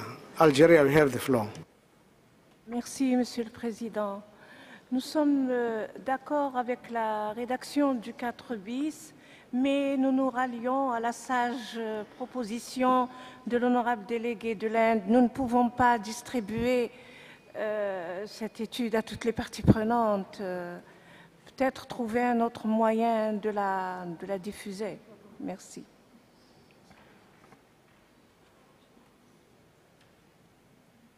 Thank you. Serbia. I would like just to add something on what already have said my distinguished colleague from India. It's not clear for me, what does it mean in this paragraph 4, the formulation of independent study. What does exactly mean? I don't understand, really, because all state parties already made some reports which are revised by IUCN. What other independent body we should have on discussing all those things? Thank you. Thank you, Serbia. I would like, I see Switzerland. Switzerland, you have the floor. Excusez-moi, Monsieur le Président, je suis 100% d'accord avec le délégué de l'Inde. J'aimerais simplement dire une chose, c'est que nous avons rédigé notre amendement en français et il a été mal traduit en anglais. Et maintenant, on est parti de l'anglais pour me le mal traduire en français. Donc, ça me pose un certain problème.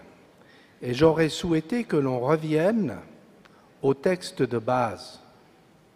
Je pense que faire connaître, ça n'a rien à voir avec distribuer.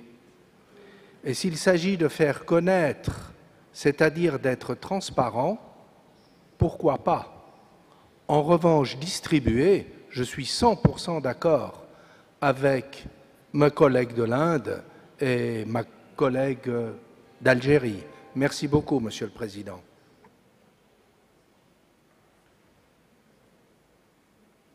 South Africa. Thank you very much, Switzerland. South Africa, you have the floor.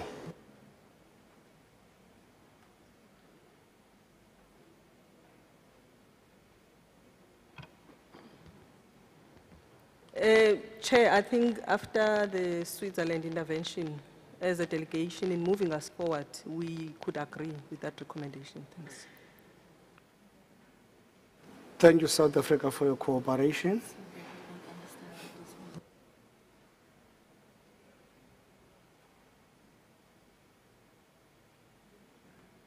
Let me move to observer parties. I have the Philippines. The Philippines, you have the floor.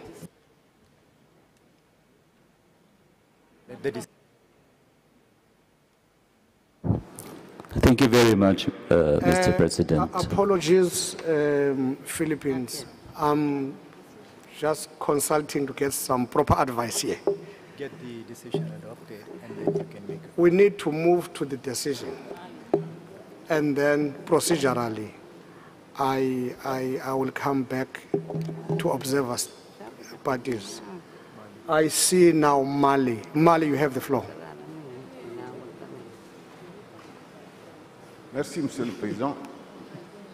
Je crois qu'il faut simplifier la proposition de la Suisse, les 4 bis, parce qu'il a dit qu'il s'agit de faire connaître. Donc, c'est un problème de diffusion.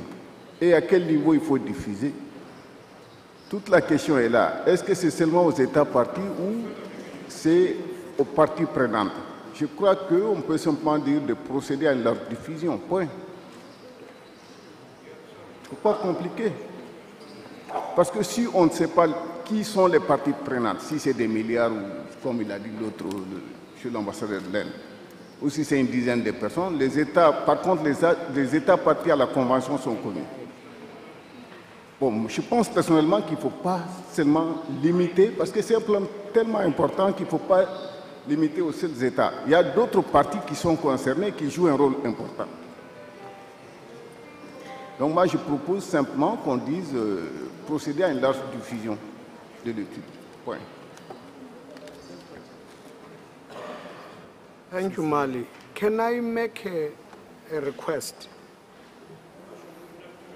Can we get rid of, sorry, para 5, and then we can concentrate on 4 bis? Is that acceptable? Okay, it's acceptable. We'll get rid of para 5 so that we can concentrate on 4 bis. The issue here is on stakeholders and disseminate or make it known.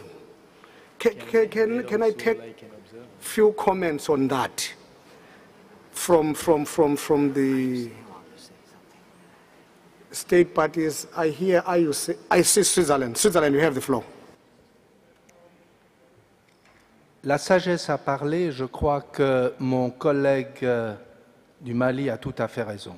Il faut rester aussi large que possible, aussi diffus à la limite que possible, et dire diffuser. Et voilà, et on s'arrête là. Merci.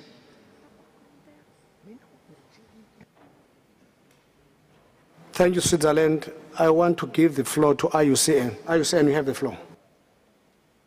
Chair, I'll just pause because I think after the intervention from Switzerland, it was just picking up on the point about making simpler drafting. In the end of the day, it'll be IUCN and the Centre that should disseminate this to stakeholders, relevant stakeholders, as soon as possible for inputs. And I think we have a sense of what is expected. Clearly, we will de facto distribute to states parties and perhaps that form of words. But as it's with the committee and with that observation, I don't need to comment further. Thank you. Thank you very much. It's still incomplete. To all stakeholders or to just stakeholders? Before I give the floor to observer parties, I see something incomplete.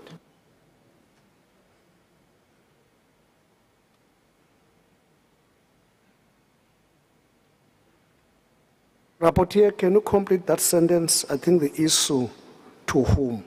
All stakeholders or selected stakeholders? I don't see a complete sentence there.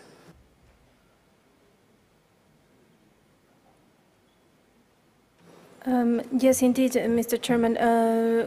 The committee is a little bit divided on this, but maybe a possible solution could be to disseminate this review as widely as possible. Will that suit all the concerns from committee members, maybe? Can you comment as to whom? I think that's where we need to agree. India. I see India. India, you have the floor. No, I think I would actually go with widely and leave it at that. The problem with the IUCN formulation, which is to all relevant stakeholders, I think you should disseminate to irrelevant stakeholders also. But I think widely is, and leave it at that. And can we move on to the rest of the text? Thank you, Chair. Thank you, India. Any objection to widely? Not wild, widely.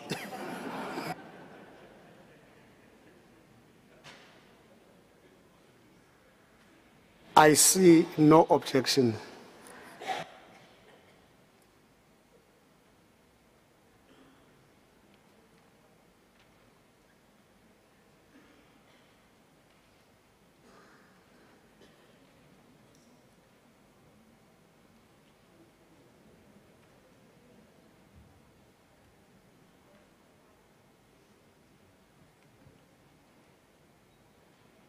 Apologies, I want to see the full text.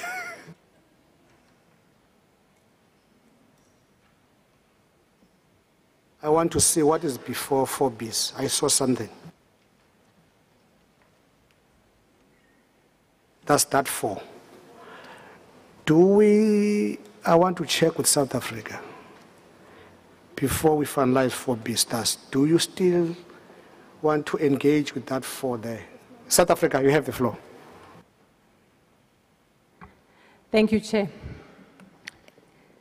The widely is the one that worries me, because widely you could distribute it to everybody but the stakeholders, all billions of them, and you omit the relevant stakeholders, and you would have complied with widely.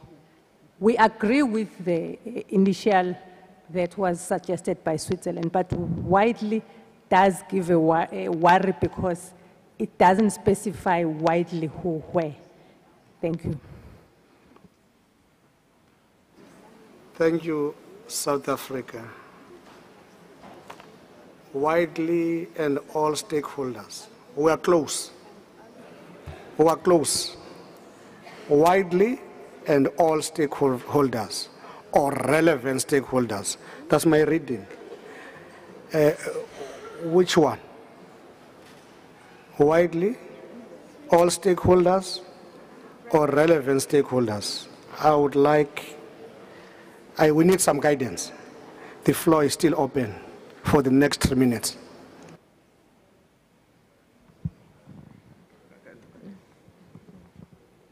I see Malaysia. Malaysia, you have the floor. Thank you, Mr. Chairman. Can it be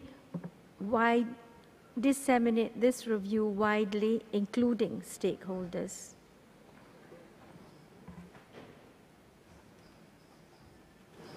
Thank you, Malaysia. I see South Africa. South Africa, you have the floor.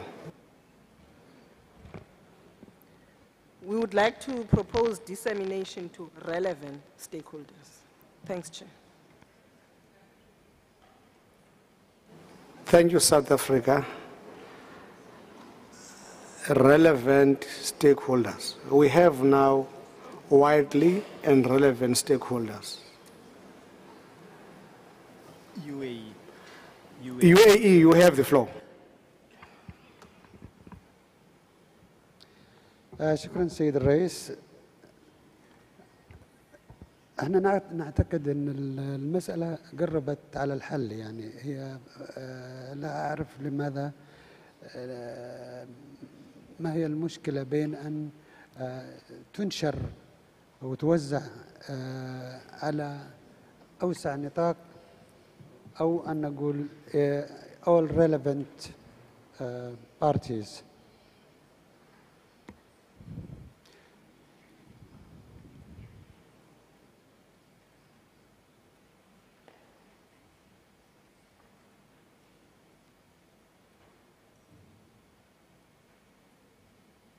Thank you very much. Colombia, you have the floor. Gracias, señor presidente. Consideramos que es importante dejarlo como ampliamente, porque siempre podrá existir alguien o alguna de las partes que diga que no se les informó oportunamente. Entonces, ampliamente es lo suficientemente claro.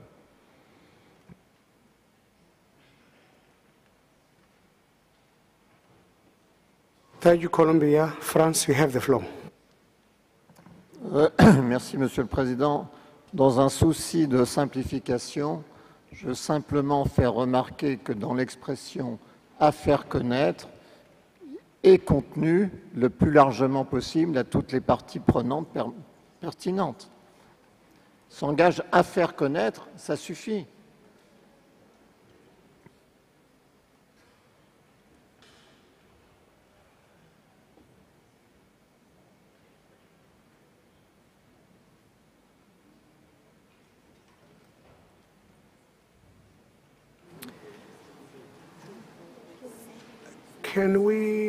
We are close, can we agree? I see Mali. Mali, you have the floor. To make a proposal that brings everyone together. OK, je voudrais amener tout le monde ensemble. Donc, il faut procéder à une large diffusion.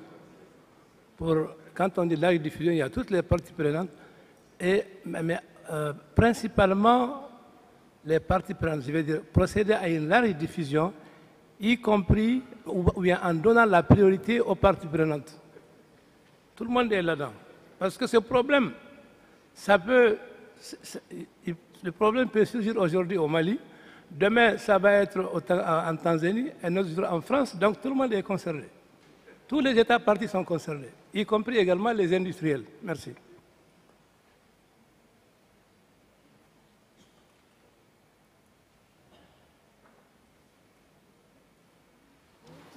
Thank you, Mali. I wouldn't like us to debate the form of disseminating this. Because if it's on the website, it's widely. And then all relevant stakeholders who are interested, they will open it. Those who are not interested, they will ignore it. Therefore, I think the mode of distribution of information by the sender, I normally see info on the website. Therefore, perhaps it's widely that way. And it's also to all relevant stakeholders.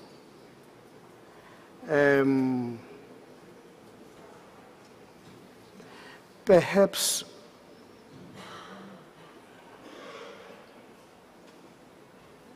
do we take both? I want guidance here.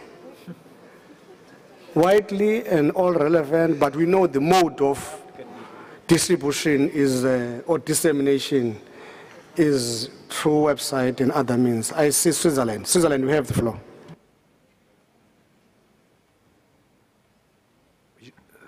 Excusez-moi de reprendre la parole, Monsieur le Président. Je crois que vraiment on est en train de perdre du temps et de couper les cheveux en quatre. L'ambassadeur de France a dit très clairement et très précisément ce que veut dire faire connaître ou diffuser. Diffuser est déjà large en soi. Donc si on dit diffuser ou faire connaître le plus largement possible, on inclut forcément toutes les parties prenantes.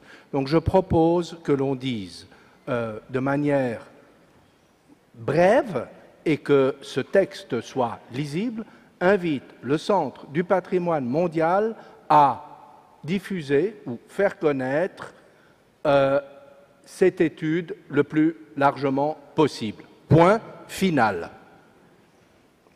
Et c'est déjà une tautologie, Monsieur le Président. Merci. I see Algeria. Algeria, have the floor. Je suis d'accord avec la proposition suisse. Je pense qu'elle reprend l'idée générale qui se dégage et répond à la volonté de l'Afrique du Sud de faire connaître cette étude aux parties prenantes également. Merci.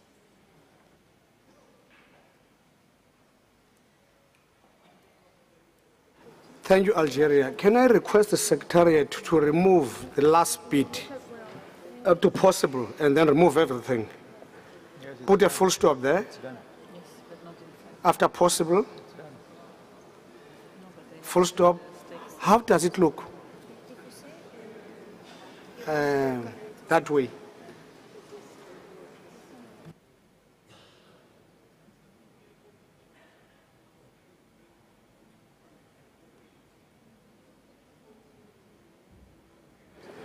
Any objections to that text, the 4 bis?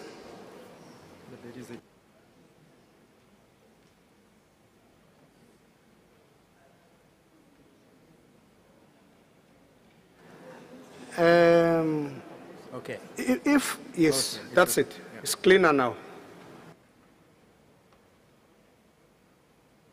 Any objections to that paragraph with those amendments? I see none. Can you adopt this paragraph? Adopted.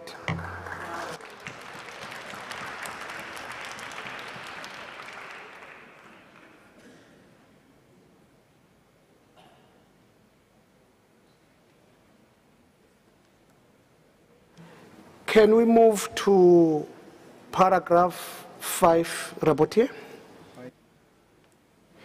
Thank you, Mr. Chairperson. There are no amendments proposed for paragraph 5, 6, 7, 8, 9, 10, 11, and 12. So you may proceed to the adoption of all these paragraphs if agreed by the committee. I see Senegal. Thank you, Rapporteur. Senegal, you have the floor.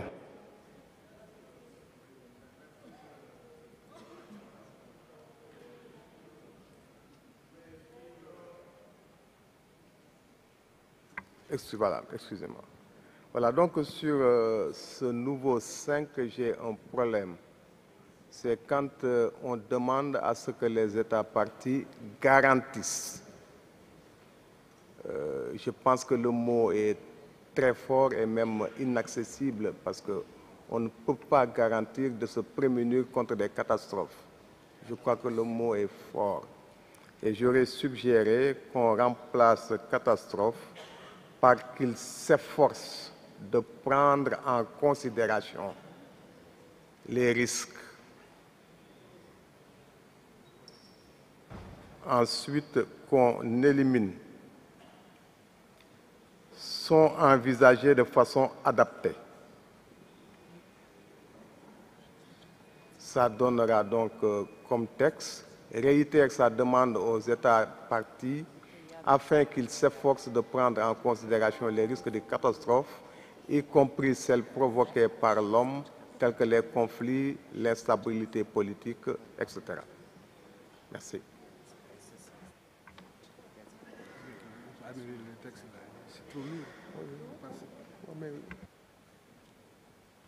Thank you very much for that amendment. Any objections to the amendment by Senegal? So Senegal, you have the floor. Sorry. Simplement une approche de forme. En français, bon, ça ne me paraît pas correct que de dire réitère sa demande auprès des États partis afin que. Donc, on pourrait simplement dire réitère sa demande auprès des États membres de s'efforcer à prendre. En français, c'est plus correct.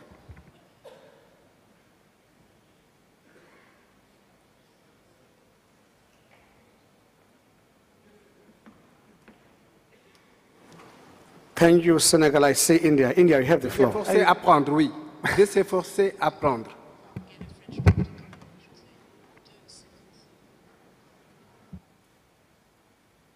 India, you have the floor. Thank you, Chair. I'm just wondering at the practicality of it. I mean, as a democracy, I would love to predict political unrest. I don't see how we are going to do it. The drafting, in any case, is not going to win a Nobel Prize for elegance. But when you say that management plans must take into account human-induced hazards such as conflicts and political unrest, you would need to be an astrologer to predict political unrest in a democracy.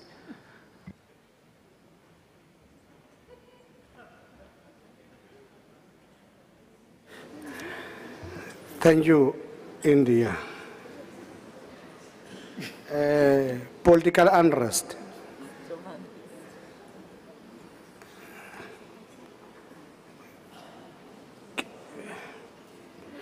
Can you strike through political unrest and see what is the reaction?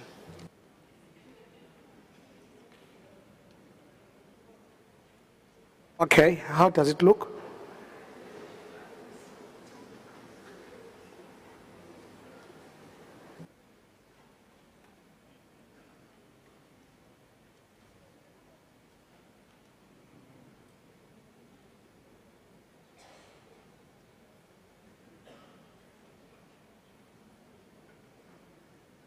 Can you clean the text, Rapporteur, and see? How does it look?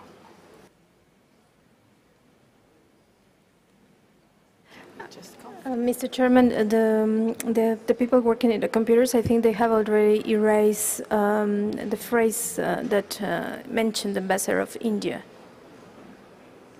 You have it in front of you. Okay. Can you read the whole paragraph?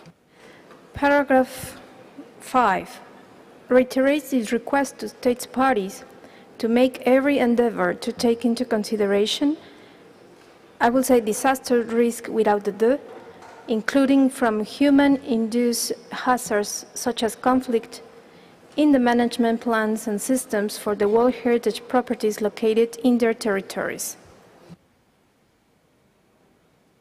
Mexico, you have the floor. Gracias, señor presidente. Tengo una duda con relación a esta formulación. No tengo ninguna objeción con la enmienda que ha hecho India. De hecho, creo que es correcta. Pero quiero preguntar a la Secretaría si en el lenguaje acordado en este ámbito es correcto ya dejar la palabra conflictos sin decir conflictos armados, porque bueno, los conflictos pueden ser de muchas naturalezas, conflictos interpersonales, por ejemplo.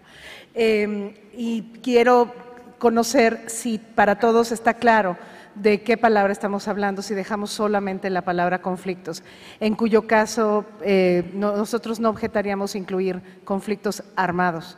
Gracias, señor presidente.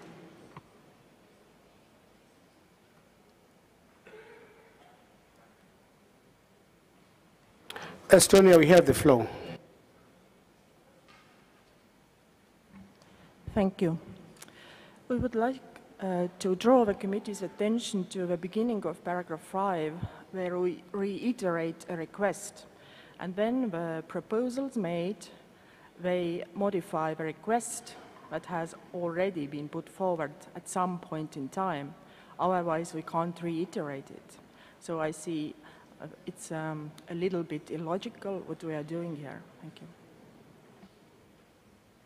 Thank you, Estonia. Colombia, you have the floor. Gracias, señor presidente. Coincidimos plenamente con la apreciación de México y recomendamos eliminar la palabra conflictos.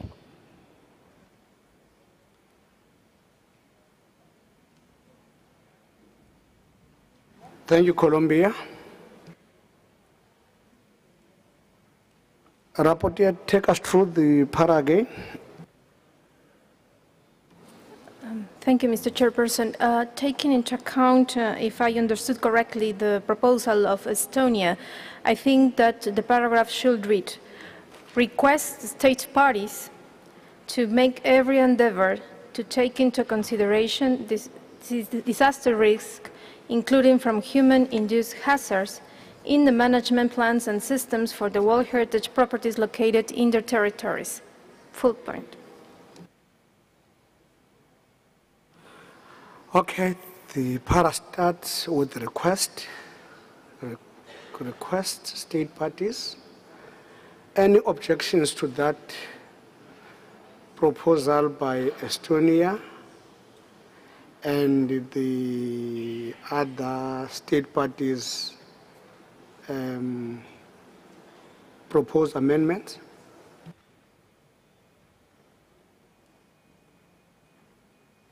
Can you clean everything and then we see it clean?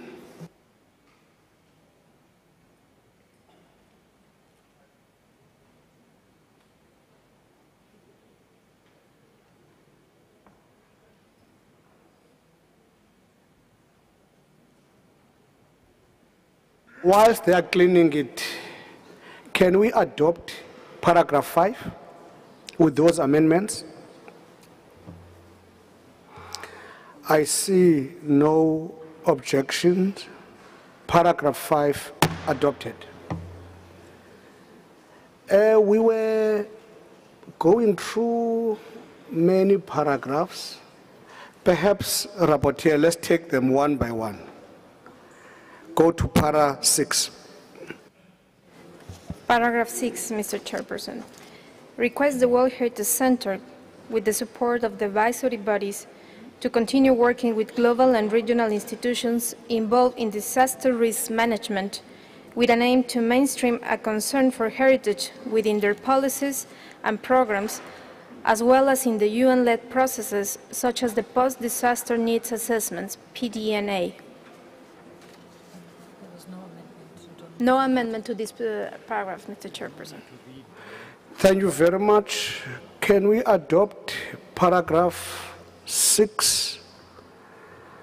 Going, I see no objections. Paragraph 6 adopted. Para 7? Paragraphs, yes. Sorry, Rapporteur. Perhaps we can do 7 all the way down up to 9 and check if there are no objections. Can we do that? Yes, Mr. Chairperson, there are no amendments proposed. No amendments proposed on those paragraphs from 6 to 9. Any objections?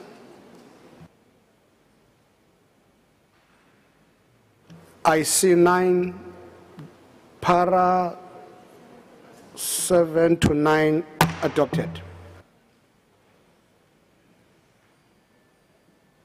We look now para 10 to 12. Am I correct? Go down.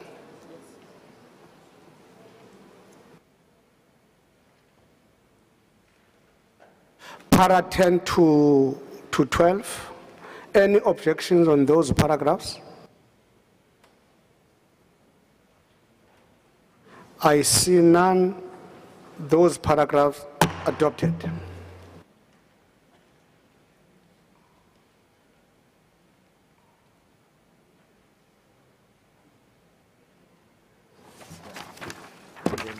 Now we haven't finished before time, so it's right Yes. at time.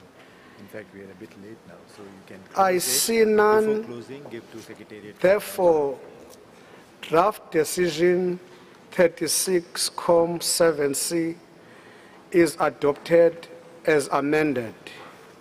I now declare that decision, whole decision adopted. Now I declare item 7C closed. We were supposed to have finished, I thought we were so advanced in our program. We were going to finish on time so that we can have an opportunity to enjoy the beautiful city of St. Petersburg. But you kept us longer here. Now we are going to close the session. I would like to give an opportunity before we close to the Secretariat for announcements. Thank you very much.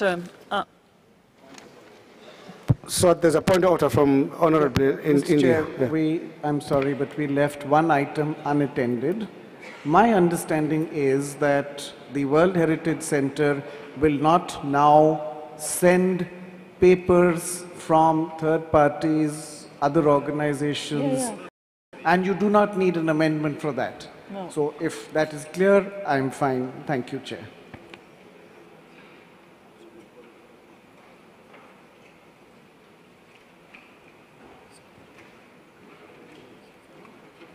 Yeah, but I will make for the announcements he's given. Thank you very much. Can I hand over to the Secretariat for announcements? Thank you very much, Mr. President. The World Heritage Center has the pleasure of inviting you to a cocktail side event celebrating the adoption of the new and inclusive World Heritage and Sustainable Tourism Program. It's just outside here in the Duma Hall from 7 to 8:30 this evening. For tomorrow morning, just to recall that you have decided to have the operational guidelines working group. This will be from 8:30 to 9:30 in the bureau meeting room, which is called the library, followed by the bureau session at 9:30, from 9:30 to 10 o'clock, to be followed then by the plenary session. Thank you very much, Mr. President. Thank you, Mrs. Rosler. The session is closed.